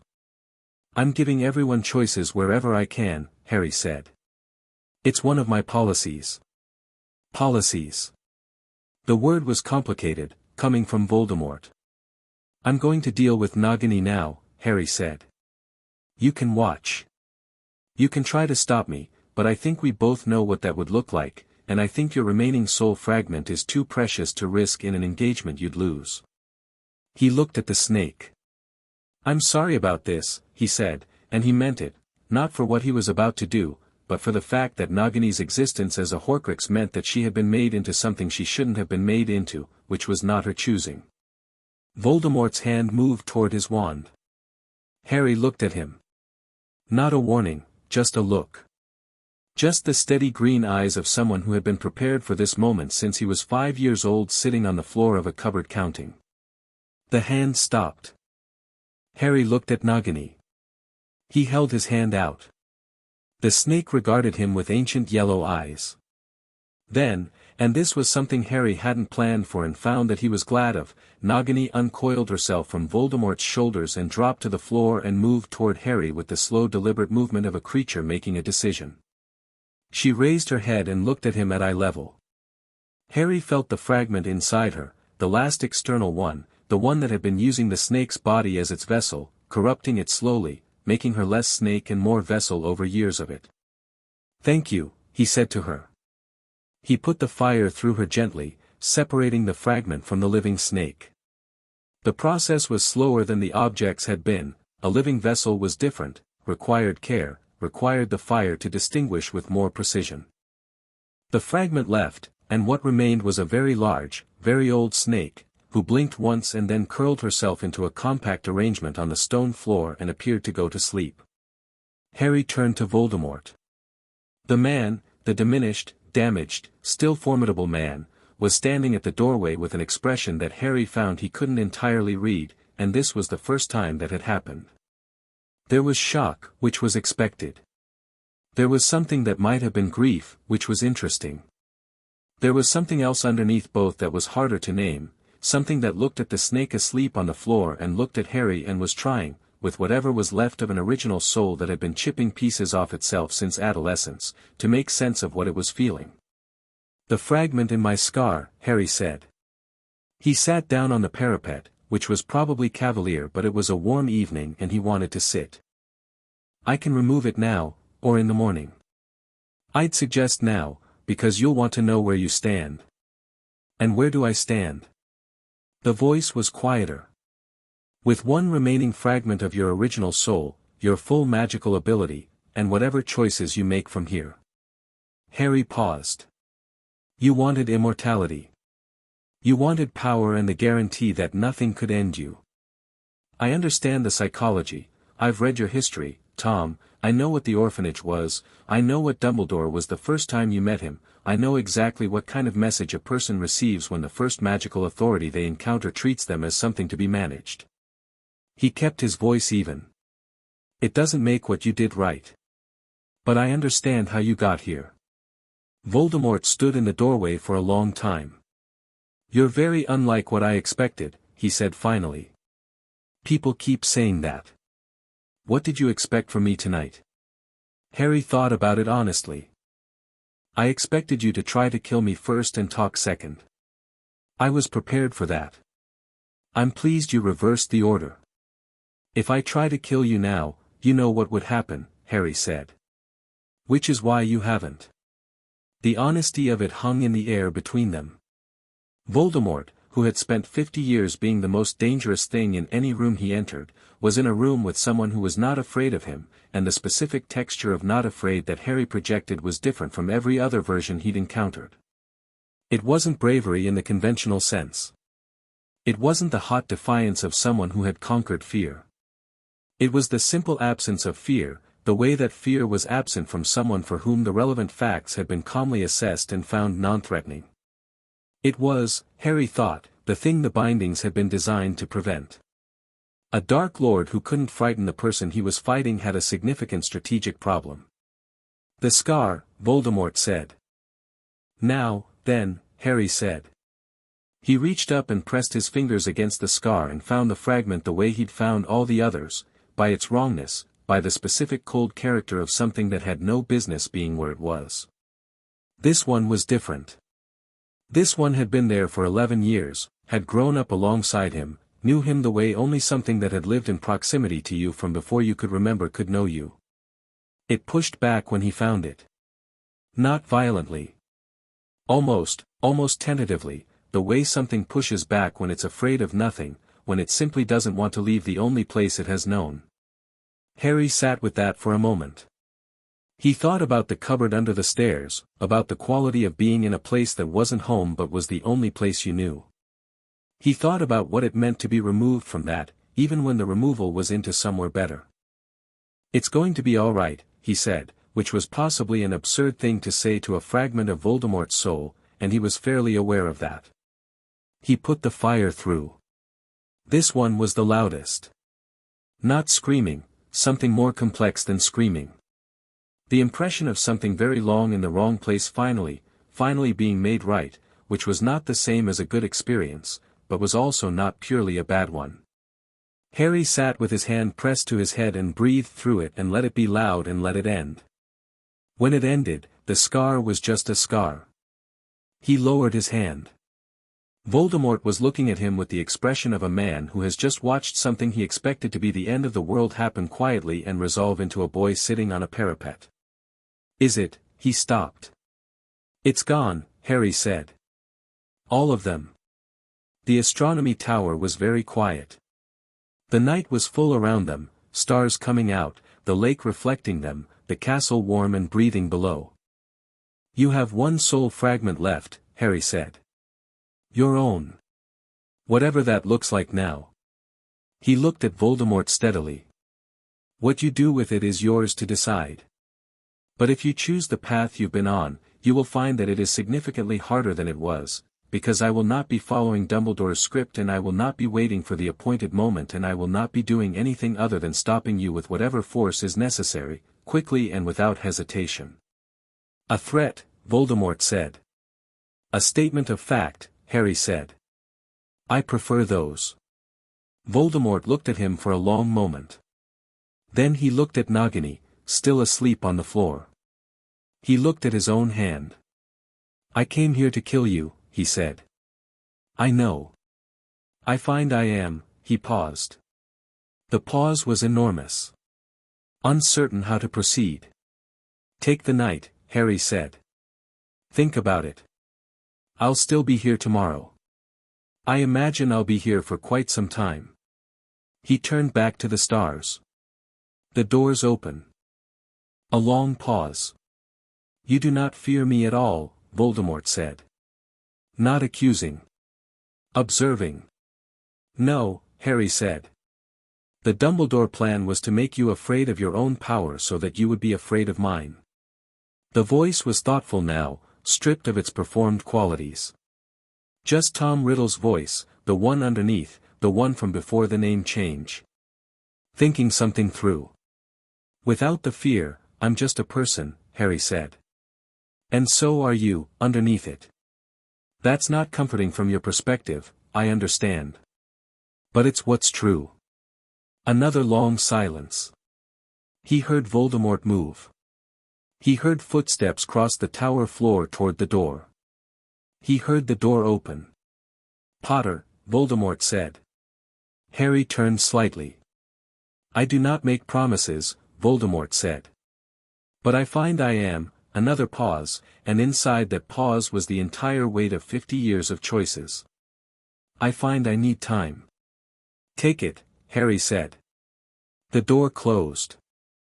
Harry sat on the parapet for a long time, watching the stars and the lake and the quiet grounds of Hogwarts, while Nagini slept on the warm stone behind him and Fawkes sat at his shoulder and said nothing at all, which was the right thing. He reached into his bag after a while and pulled out the stone he'd kept from the ruined house in January, the stone from the ring. He'd read about it, had identified it eventually from a very old text in the restricted section. The resurrection stone.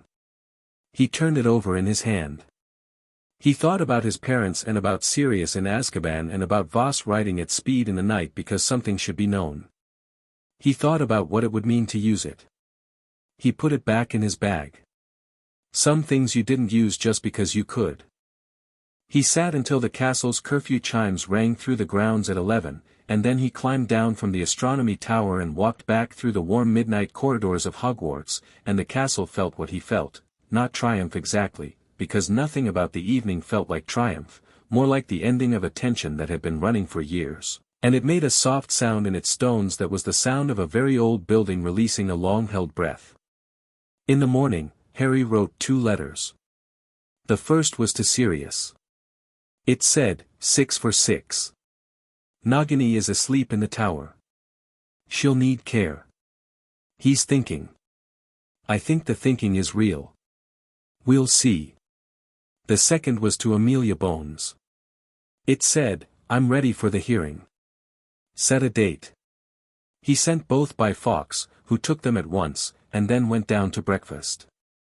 Hermione Granger, who had been watching the progression of Harry's year with the expression of someone who understood most of what was happening but not quite all of it and found this both fascinating and maddening in equal measure, looked at him across the Gryffindor table as he sat down.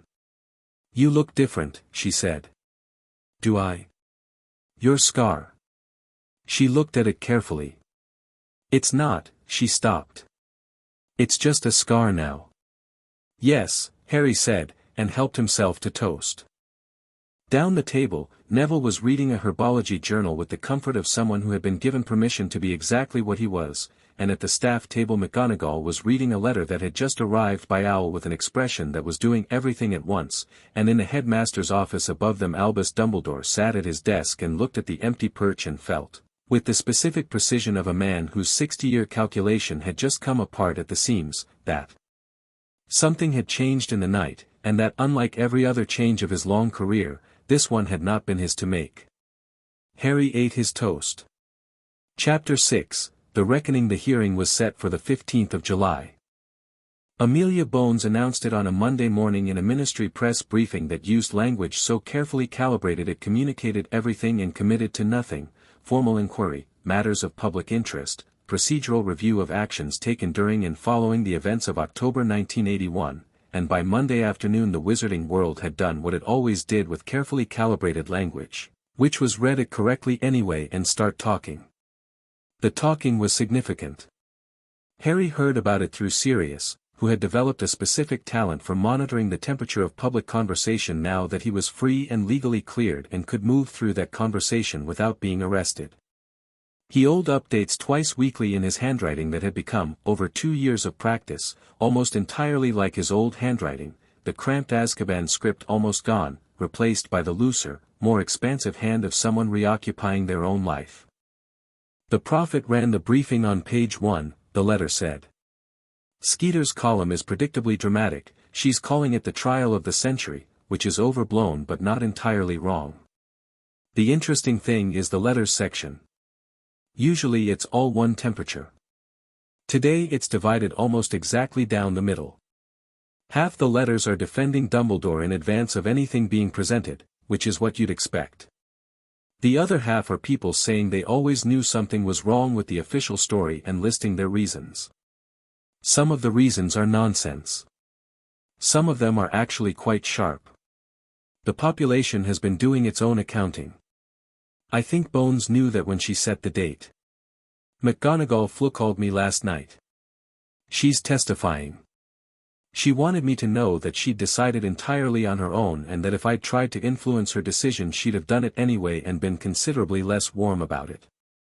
She's magnificent, that woman. Terrifying, but magnificent. Snape hasn't confirmed. But he hasn't declined. That means he's going. How are you? Harry wrote back, I'm good. Studying for exams. Neville beat my herbology score, which I find completely right and also slightly humbling. See you the week before. He added a postscript, tell McGonagall I know she decided on her own. She should know I'd have asked her anyway. The last weeks of term had a quality Harry found interesting, the specific quality of a period that knows it's the last of something and isn't sure yet what comes next. The end-of-year exams happened with their usual institutional momentum. The weather turned warm and the grounds became the natural habitat of students who had stopped caring about being anywhere official. Harry studied, wrote essays, sat in the greenhouse with Neville, argued about Charm's theory with Hermione in the library in a way that had evolved from their initial competitive wariness into something considerably more enjoyable. Luna found him on the last Thursday of term, sitting by the lake. She sat beside him without preamble and looked at the water. It's quieter, she said. Harry looked at her. What is? You. You're magic. It was very loud when you arrived. She tilted her head. Not unpleasantly. But very present. Like a room where someone is speaking. Now it's like a room where someone is listening. Harry thought about that. That's accurate. Did you do what you needed to do? Most of it, he said. The last part is different, Luna said. It wasn't a question. The last part is in the ministry. She paused. I think the hardest parts are always the ones where you have to sit in a room and say true things calmly while people decide whether to believe you. I'm not worried about being believed, Harry said. The evidence is documentary. I know. But you have to watch people's faces while they believe it. She looked at him with her large clear eyes. That's harder than the other things you've done. He considered this. Probably, he said. I'll be listening, Luna said. Even from here. I think most people who've been paying attention will be listening. She picked a grass stem and examined it. The Nargles are very interested. Are they? They always are when something large is being said for the first time. She stood. Good luck, Harry. She walked away along the lakeshore in her peculiar unhurried way, her earrings catching the light, and Harry sat with what she'd said and found that she was right, which was a thing Luna was regularly right about while appearing to be discussing something else entirely. He looked at the lake. He was ready. The Wizengamot chamber was underground. This was something Harry had read about, but reading about a room and walking into it were different in the particular way that they were always different. The reading gave you the facts and the entry gave you the feeling, and the feeling of the Wizengamot chamber was of a room that had seen a lot of history and was fully aware of its own significance, which was not a comfortable feeling. High stone walls, tiered seating in a horseshoe arrangement, the chair at the center with its chains that had been inactive for 40 years but were there. The acoustics were extraordinary, designed to carry every word to every seat, to make the absence of sound as significant as sound, to give weight to what happened in it. Harry arrived early, which was his preference. He walked to the center of the chamber alone. Sirius and McGonagall were in the witness anteroom, Bones was at the primary council table, the Wizengamot members not yet in their seats, and stood in the space and let it be what it was. Old. Important. Built for exactly this. He picked a spot. He stood in it. When the chamber filled, 20 minutes later, he was still standing in the same spot with the same expression, which Sirius would later describe as the expression of someone who had decided the outcome and was there for the logistics, which was what Sirius always said about this particular Harry expression and which was always accurate. Dumbledore arrived last. He walked into the chamber the way he walked everywhere, with the quiet gravity of someone who had long ago accepted the specific weight of being Albus Dumbledore, who wore his reputation the way other people wore clothes, not as vanity but as a fact of life. His robes were deep blue, his beard was silver, his half-moon spectacles caught the chamber light in their characteristic way. He looked, at 93, exactly like what he was, the most respected wizard of his age, the hero of 2 wars, the man that the wizarding world had built its safety narrative around for 60 years. He looked at Harry as he took his seat. Harry looked back. Neither of them looked away for a long moment. Then Amelia Bones called the hearing to order, and it began. Bones opened the proceedings with a precision that Harry appreciated, nothing rhetorical, nothing designed to set an emotional tone. Just facts, just documents, just the clean procedural assertion of what was being examined and on what legal basis. She was building a foundation before anything else, and the foundation was technical and solid and deliberately boring, because a foundation you could argue with was a foundation built wrong. She introduced the documentary evidence in 5 tranches. The first tranche was the Gringotts records, the unauthorized vault withdrawals, the authorization signatures, the records Ironhook had produced with the impassive thoroughness of a goblin who had decided that doing his job completely and precisely was the most interesting response to the situation. The Wizengamot members in their purple and gold received the documents and read them, and their faces were the faces of people reading things they'd never considered, which was useful because those faces would be readable for the rest of the day. The second tranche was the Ministry Amendment, the procedural change that had made the binding operation technically legal, proposed by an official with ties to Dumbledore's network, passed in a subcommittee meeting that had not been flagged for full Wizengamot review, and implemented in the 3 weeks before the procedure. Bones walked through the timeline with the relentlessness of a woman who had spent 30 years in legal enforcement and understood that timelines were the most honest kind of evidence because they didn't interpret themselves. The third tranche was Voss's record. She'd come down from Aberdeen for this. Ilara Voss was in her 50s now, small and grey-haired and very still, sitting in the public gallery with her hands folded and her face wearing the expression of someone who had been waiting 20 years for this room. When Bones submitted the record into evidence and read aloud from the opening page, "This is a record of what was done to the child Harry James Potter. It is recorded because it should be known. If it is not known, it will happen again." Voss's expression didn't change. She'd written those words. She already knew them. Harry watched the chamber. He watched the member in the 3rd row from the top who pressed his mouth into a line.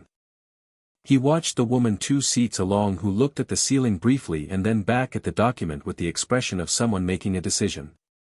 He watched 3 members who were clearly not going to be moved by anything and catalogued them as known quantities requiring other methods later. The 4th tranche was the correspondence from Appendix C, Dumbledore's letters to Aldrich, the ones that laid out the reasoning, that named the prophecy, that described what the child would need to be in order for the plan to work. Bones read from the correspondence at length. The chamber was very quiet. Harry listened to Dumbledore's words read aloud in Bones's flat professional voice, heard the careful elegant prose that explained the necessity of a manageable child, the importance of a shaped weapon, the difficulty of the greater good that required this particular sacrifice of this particular person's autonomy, and he listened to those words in this room with these people and watched the effect. The effect was not fury. Not immediately. It was something quieter and more durable, the specific reaction of people who had organized their understanding of reality around a particular premise encountering evidence that the premise was wrong. It looked like stillness. Like a room holding its breath. Dumbledore sat in his seat and was still. He had not interrupted. Had not objected. Had not done anything, in the 40 minutes since the hearing began, except sit in his seat with his hands folded and his face wearing an expression Harry had not seen on it before, not the worn precision, not the managed gravity. Something older. Something that was possibly the expression a man wore when he was deciding how to be honest and finding that the decision was harder than he'd expected. The fifth tranche was the Snape correspondence. Bones didn't read from it at length. She submitted it into evidence, stated its contents concisely, correspondence confirming that the headmaster's plan included the death of the subject, scheduled for the subject's 6th year of study, without the subject's knowledge or consent, and moved to the witness portion. McGonagall testified first. She took the witness chair with the posture of someone who has decided to be entirely accurate and intends to make that accuracy count. She answered Bones's questions with the flat precision of a woman who had been thinking about how to say these things correctly for 4 months and was now saying them correctly. She described placing the infant Harry on the doorstep of Privet Drive on Dumbledore's instruction. She described the objections she had raised, the reassurances she had been given. She described the years during which she had asked, annually, for updates on his welfare and received them in the form of Dumbledore's assurance that the situation was appropriate and monitored. She described arriving at Hogwarts in September and meeting Harry Potter and her growing understanding, over that first term, of what had been done. She was asked whether she believed Dumbledore had acted with malicious intent. She was quiet for a moment. "No," she said. "I believe he acted with complete conviction that he was right. I have known Albus Dumbledore for 50 years and I have never doubted his intelligence or his commitment to what he believes is good." She paused. "What I have come to doubt, in the past year, is whether genuine conviction of good intent is an adequate substitute for oversight, transparency, and the basic requirement to treat the people whose lives you are directing as people rather than components." The chamber was very quiet. "He believed he was protecting Harry," McGonagall said. "And he was protecting an idea of Harry. The two things are not the same." She stepped down. Sirius testified second. He took the witness chair with the particular quality of a man who had spent 2 years preparing to say what he was about to say, which meant the preparation didn't show, it had been absorbed into him and come back out as conviction, clean and direct. He described the night of October 31, 1981. He described finding the house, finding what was left, the specific quality of Dumbledore's presence that night, the conversation he'd had before Crouch arrived. He described the 8 years in Azkaban with the economy of someone who has decided that the facts speak clearly enough without elaboration. His voice stayed level through it. Not because he wasn't feeling it, Harry knew him well enough to know the level voice was the most significant effort Sirius had made that day, but because he'd decided to give the chamber facts rather than emotion, because facts were harder to dismiss. He was asked, at the end, what he believed the impact on Harry had been. He looked at Harry. Just briefly, just for a second. "He's extraordinary," Sirius said. "He's the most remarkable person I know. And he would have been remarkable with or without what happened to him. But who he is, the specific person he is, that happened despite what was done to him, not because of it. And those two things look similar from the outside until you think about what the second one cost." He looked at the chamber. It cost him everything that should have come easily. Every year he should have had someone looking after him properly. Every chance to just be a child. He paused. "You can't give that back. That's what I need this chamber to understand. You can't give it back. You can only decide whether you build the kind of structure that makes sure it can't be taken again." He stepped down. Harry took a breath. He walked to the witness chair without being called. Bones hadn't planned this. Harry had told her he wanted to speak, had asked for time in the order, but hadn't told her exactly when. She looked up from her notes and saw him walking to the chair and made a small movement that was her professional way of adjusting to an unplanned development, which was to say she adjusted completely and without fuss. He sat down. The chamber was the loudest kind of quiet, a room full of people being very deliberately still. He looked at the Wiesengemot. He looked at the members he'd catalogued. He looked at Voss in the gallery, who had looked up from her hands and was watching him with an expression that was entirely composed and entirely undone at the same time. He looked at Dumbledore. Dumbledore looked back at him, and in the old man's face was something Harry had not seen there before, not in any of their conversations, not in the headmaster's office on the first Friday of term when Harry had sat across the desk and laid out the bindings question with precision. What was in his face now was something that had gotten past the management, past the 60 years of practiced composure. It looked like grief. Not performance grief, not the considered sadness of a man choosing how to appear, actual grief, the kind that lives underneath everything and surfaces when there is nothing left to put on top of it. Harry looked at it for a moment. Then he looked at the chamber. "I'm not here to give testimony," he said. His voice was clear and even and reached every corner of the room exactly as the acoustics intended. The testimony has been given. The documentation has been submitted. What I want to say is something different. Bones, to her credit, said nothing.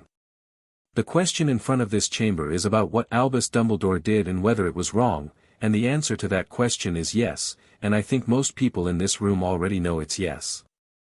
The documentary evidence is unambiguous. He paused. But the question that matters, the one that will still matter after today, after whatever decision is made about Dumbledore specifically, is how this happened. Not the mechanics of it. The structure. He leaned forward slightly. One person made a decision about my life that no person should have the authority to make unilaterally. He made it based on a prophecy that no independent body was permitted to evaluate. He made it using ministry procedures that he had the influence to quietly reshape. He made it in secret, sustained it in secret, and was able to sustain it in secret because the system had no mechanism for checking whether a person in his position was using their authority correctly. He kept his voice even. That is not a story about one man going wrong. That is a story about a system that cannot see itself going wrong, which is a significantly more dangerous thing. The chamber was very still. What I'm asking for from this hearing isn't Dumbledore's removal, though I understand if that's a consequence. What I'm asking for is 3 structural changes. First, independent oversight of any ministry action affecting the welfare of magical minors, with mandatory review that cannot be waived by a single authority regardless of their standing. Second, independent evaluation of all prophecy-based policy decisions before they are implemented, by a panel that includes people outside the ministry and the Hogwarts governance structure.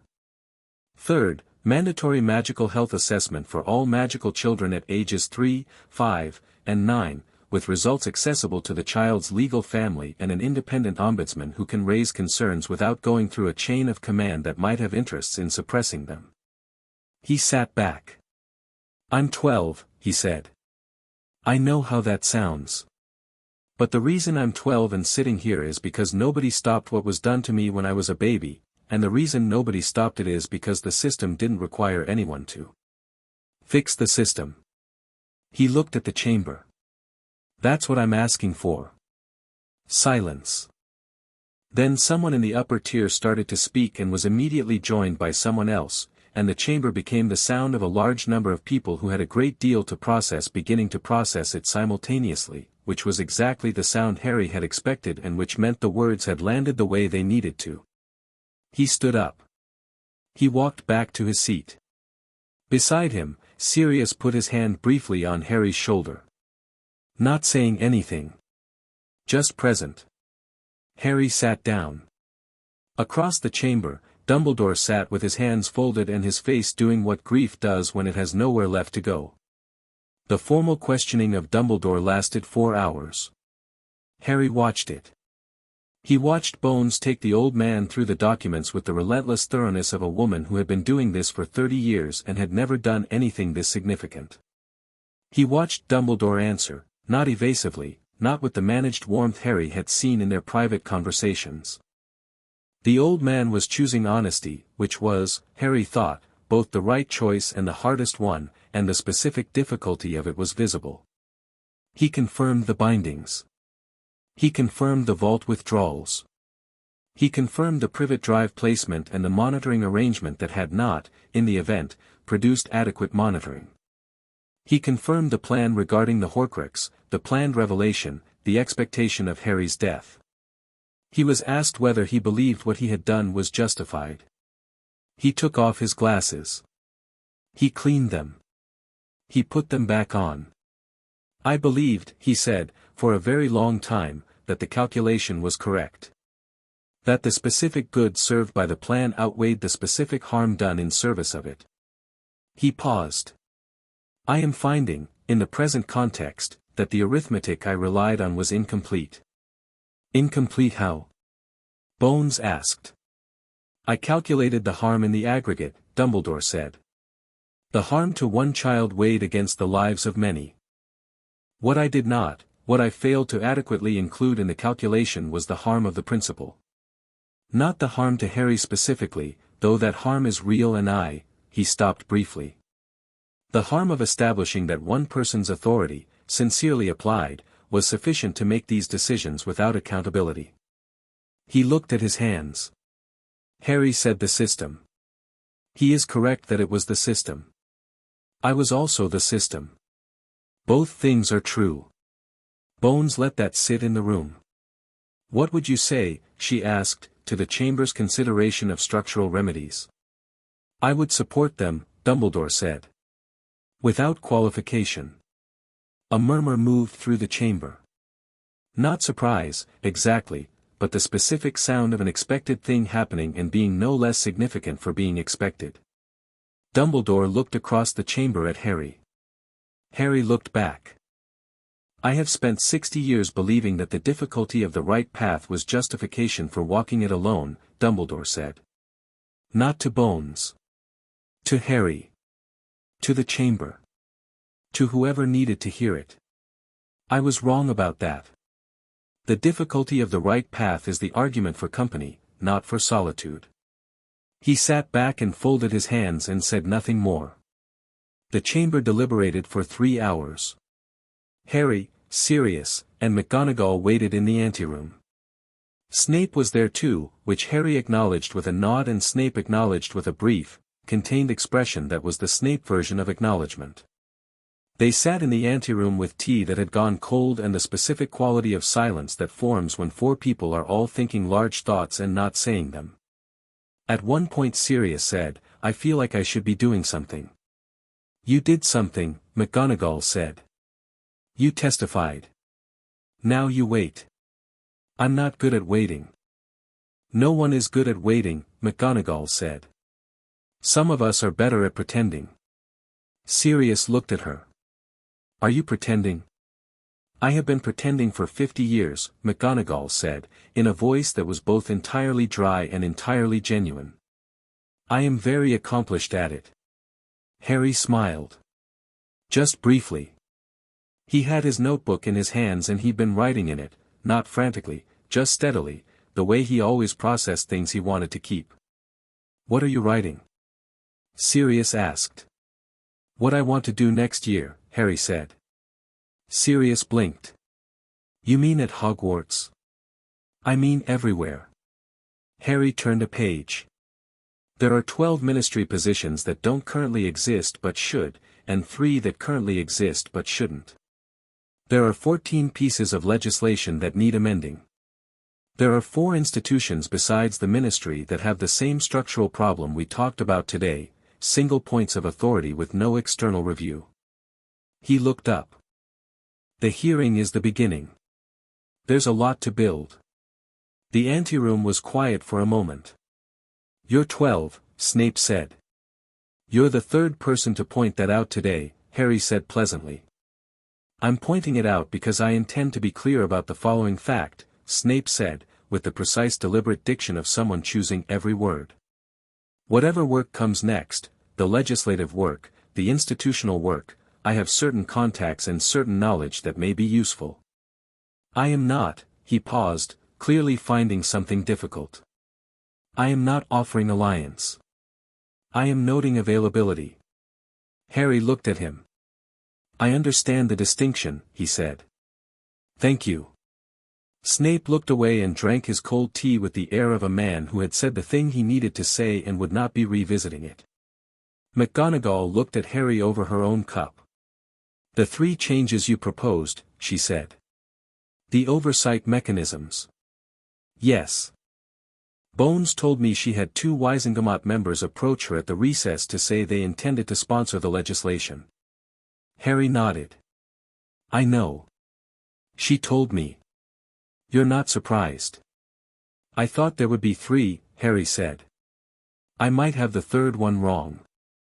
McGonagall looked at him with an expression that had become, over the year, something quite specific, a thing that was not maternal exactly and not merely professional but somewhere between the two, the expression of someone who had decided, comprehensively and without reservation, to be in someone's corner and found the decision both obvious and inexhaustible. The legislation will be contested, she said. Of course. There will be people who supported Dumbledore's approach, not the specifics, but the general principle that one trusted authority making decisions quickly is preferable to a committee making decisions slowly. They'll argue the oversight mechanism is bureaucratic obstruction of necessary work. I know, Harry said.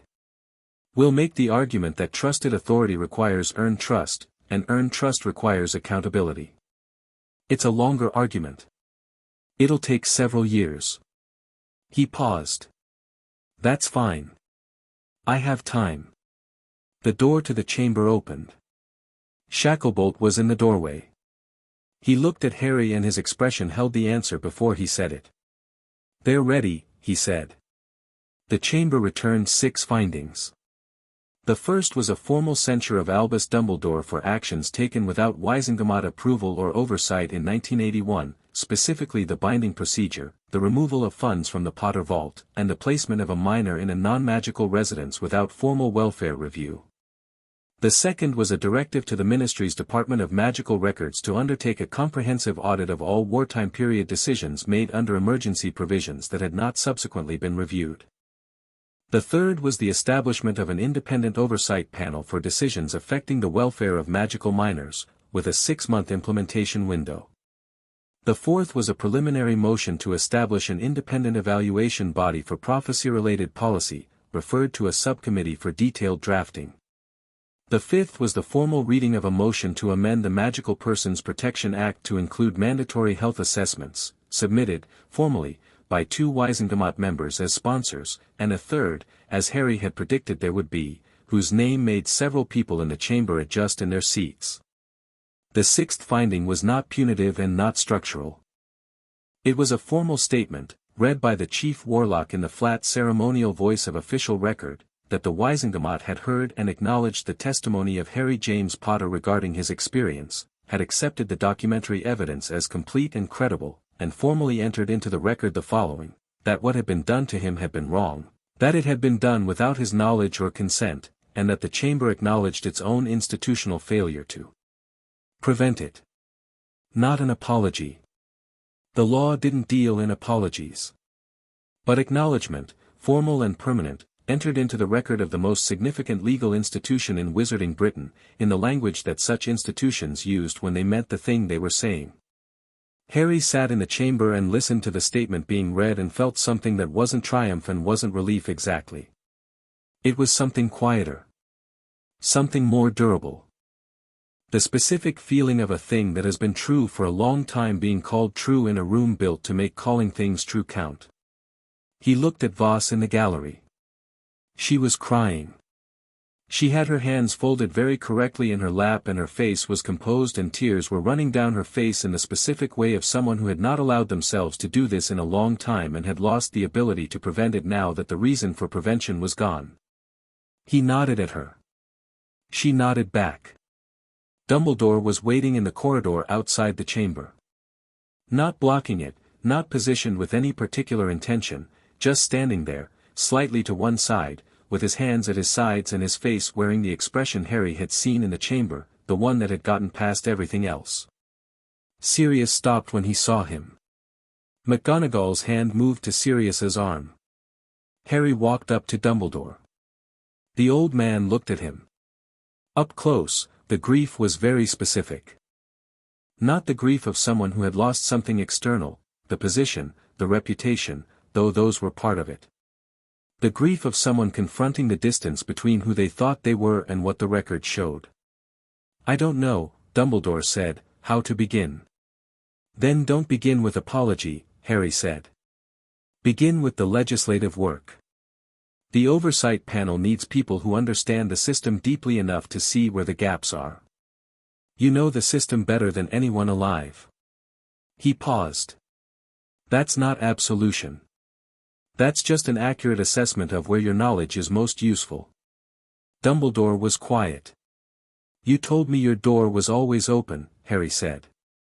I'm telling you mine is too. Not for the old conversations. For new ones. He looked at the old man steadily. I don't need you to have been wrong about everything. I need you to be honest about the things you were wrong about and useful about the things you know.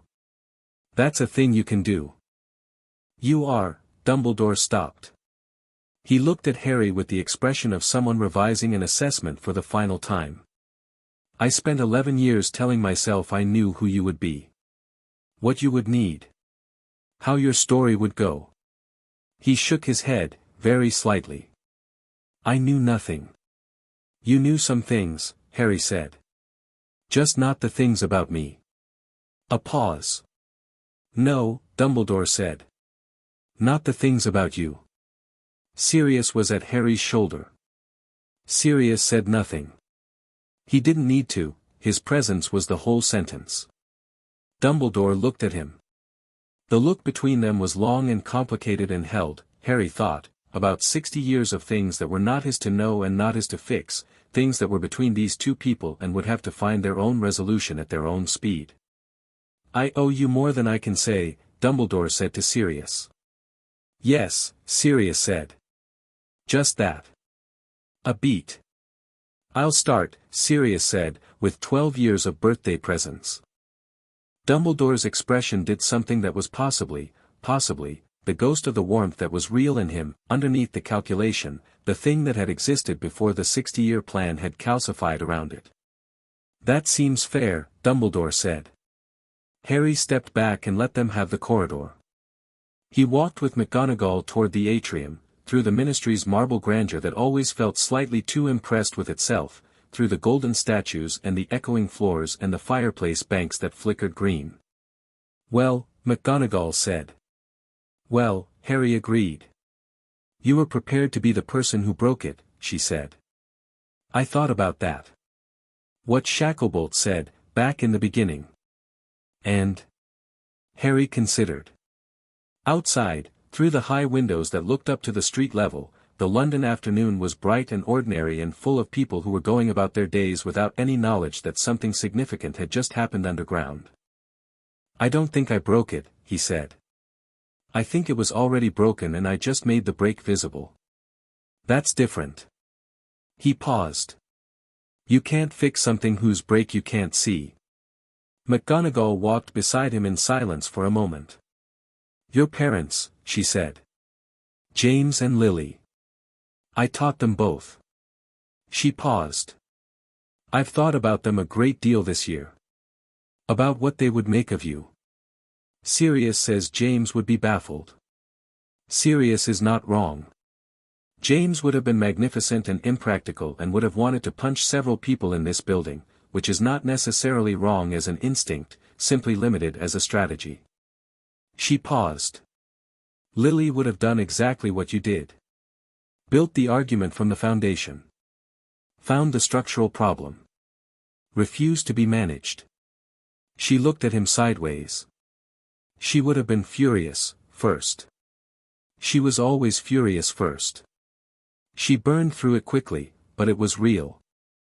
I think I skipped the fury, Harry said. I know. McGonagall paused.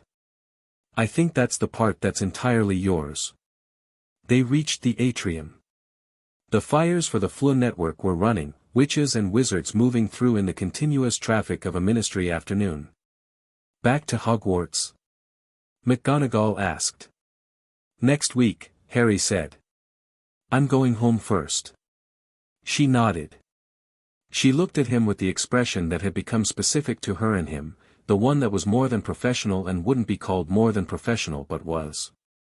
Potter, she said. Professor. Get some rest. Harry almost smiled. I was planning to. He stepped into the Floo network and was gone. The cottage at Godric's Hollow was warm. It was always warm when he came back to it, even now in the July heat, warm in the way that places warm when they have been inhabited by people who are glad to be in them. The garden was full of summer, the apple tree heavy with early fruit, the grass long in the way he'd let it go because he liked the way long grass held the morning, the border plants doing what they wanted, which was the only gardening philosophy Harry had ever been able to commit to. He set down his bag. He made tea. He opened the back door and sat on the step. The apple tree was empty. Fawkes was somewhere else, doing what Fawkes did when Harry wasn't watching, which was be whatever Fawkes was when it wasn't being a companion. Harry had long since made peace with not knowing all of it. You didn't need to understand everything about someone to trust them. You needed to understand the things that mattered, and he understood those. He drank his tea. After a while he heard the front door and Sirius's footsteps, lighter than they'd been 2 years ago, the Azkaban shuffle entirely gone now, replaced with something that was almost the walk from the photographs, the easy deliberate walk of a man who had decided to take up space, and Sirius appeared in the back doorway and sat beside him on the step without asking. They sat there together. How do you feel? Sirius asked, eventually. Harry thought about it honestly, the way he thought about most things. Like it's the beginning of something, he said. Not the end. No. He looked at the garden. The end would be simpler. The beginning is harder because you have to keep going. Sirius was quiet for a moment. The legislative work, he said. The oversight panel. The audit of wartime decisions. That's years. Yes. You're 12. I know. I know you know. Sirius looked at the apple tree. I want you to know that you can stop. Any of it. All of it. You've done enough. By any reasonable accounting, Harry, you have done, he stopped. You don't have to keep going for anyone else's sake. You can just, I know, Harry said. I'm not doing it for anyone else. He paused. I'm doing it because the work is real and I can do it and it matters. He looked at Sirius. That's a good reason. That's the only good reason. Sirius looked at him for a long moment. Yeah, he said. It is. He put his arm around Harry's shoulders. Harry let him. They sat on the step in the warm July garden and the apple tree rustled in the slight afternoon wind and somewhere in the village a dog was barking at something it had decided was worth barking at. Harry reached into his pocket and took out the resurrection stone. He'd been carrying it for months. He turned it over in his palm and looked at it in the afternoon light. He'd thought about using it every time he'd thought about his parents, which was regularly, which was something he'd gotten more honest about over the past year. He thought about it now. He turned the stone over once. Then he put it back in his pocket and picked up his tea. Some things you didn't need. You had what you had, the cottage, the garden, the man beside you who was learning what it meant to be someone's family after a very long time of not being anyone's anything. You had the work that was real and the reasons that were good and the knowledge that you were exactly yourself, without management or suppression or anyone else's 60-year design. You had Fawkes, who arrived in the apple tree at that moment from wherever Fawkes went, landing on the lowest branch and making a sound that was not language and not music but was somehow both, a sound that said something about warmth and continuance and the particular quality of late afternoon light in a garden where things were growing the way they chose. Harry looked at the phoenix. The phoenix looked back. The summer was warm and long and full of the particular quality of a beginning that knew itself to be a beginning, and Harry Potter sat in the garden his parents had loved and drank his tea and thought about the 12 ministry positions that needed creating and the 14 pieces of legislation and the 4 institutions with structural problems. And he thought about all of it with the steady clear focused pleasure of someone who had real work to do and was glad of it. He was 12 years old. He was entirely himself. He was unbound.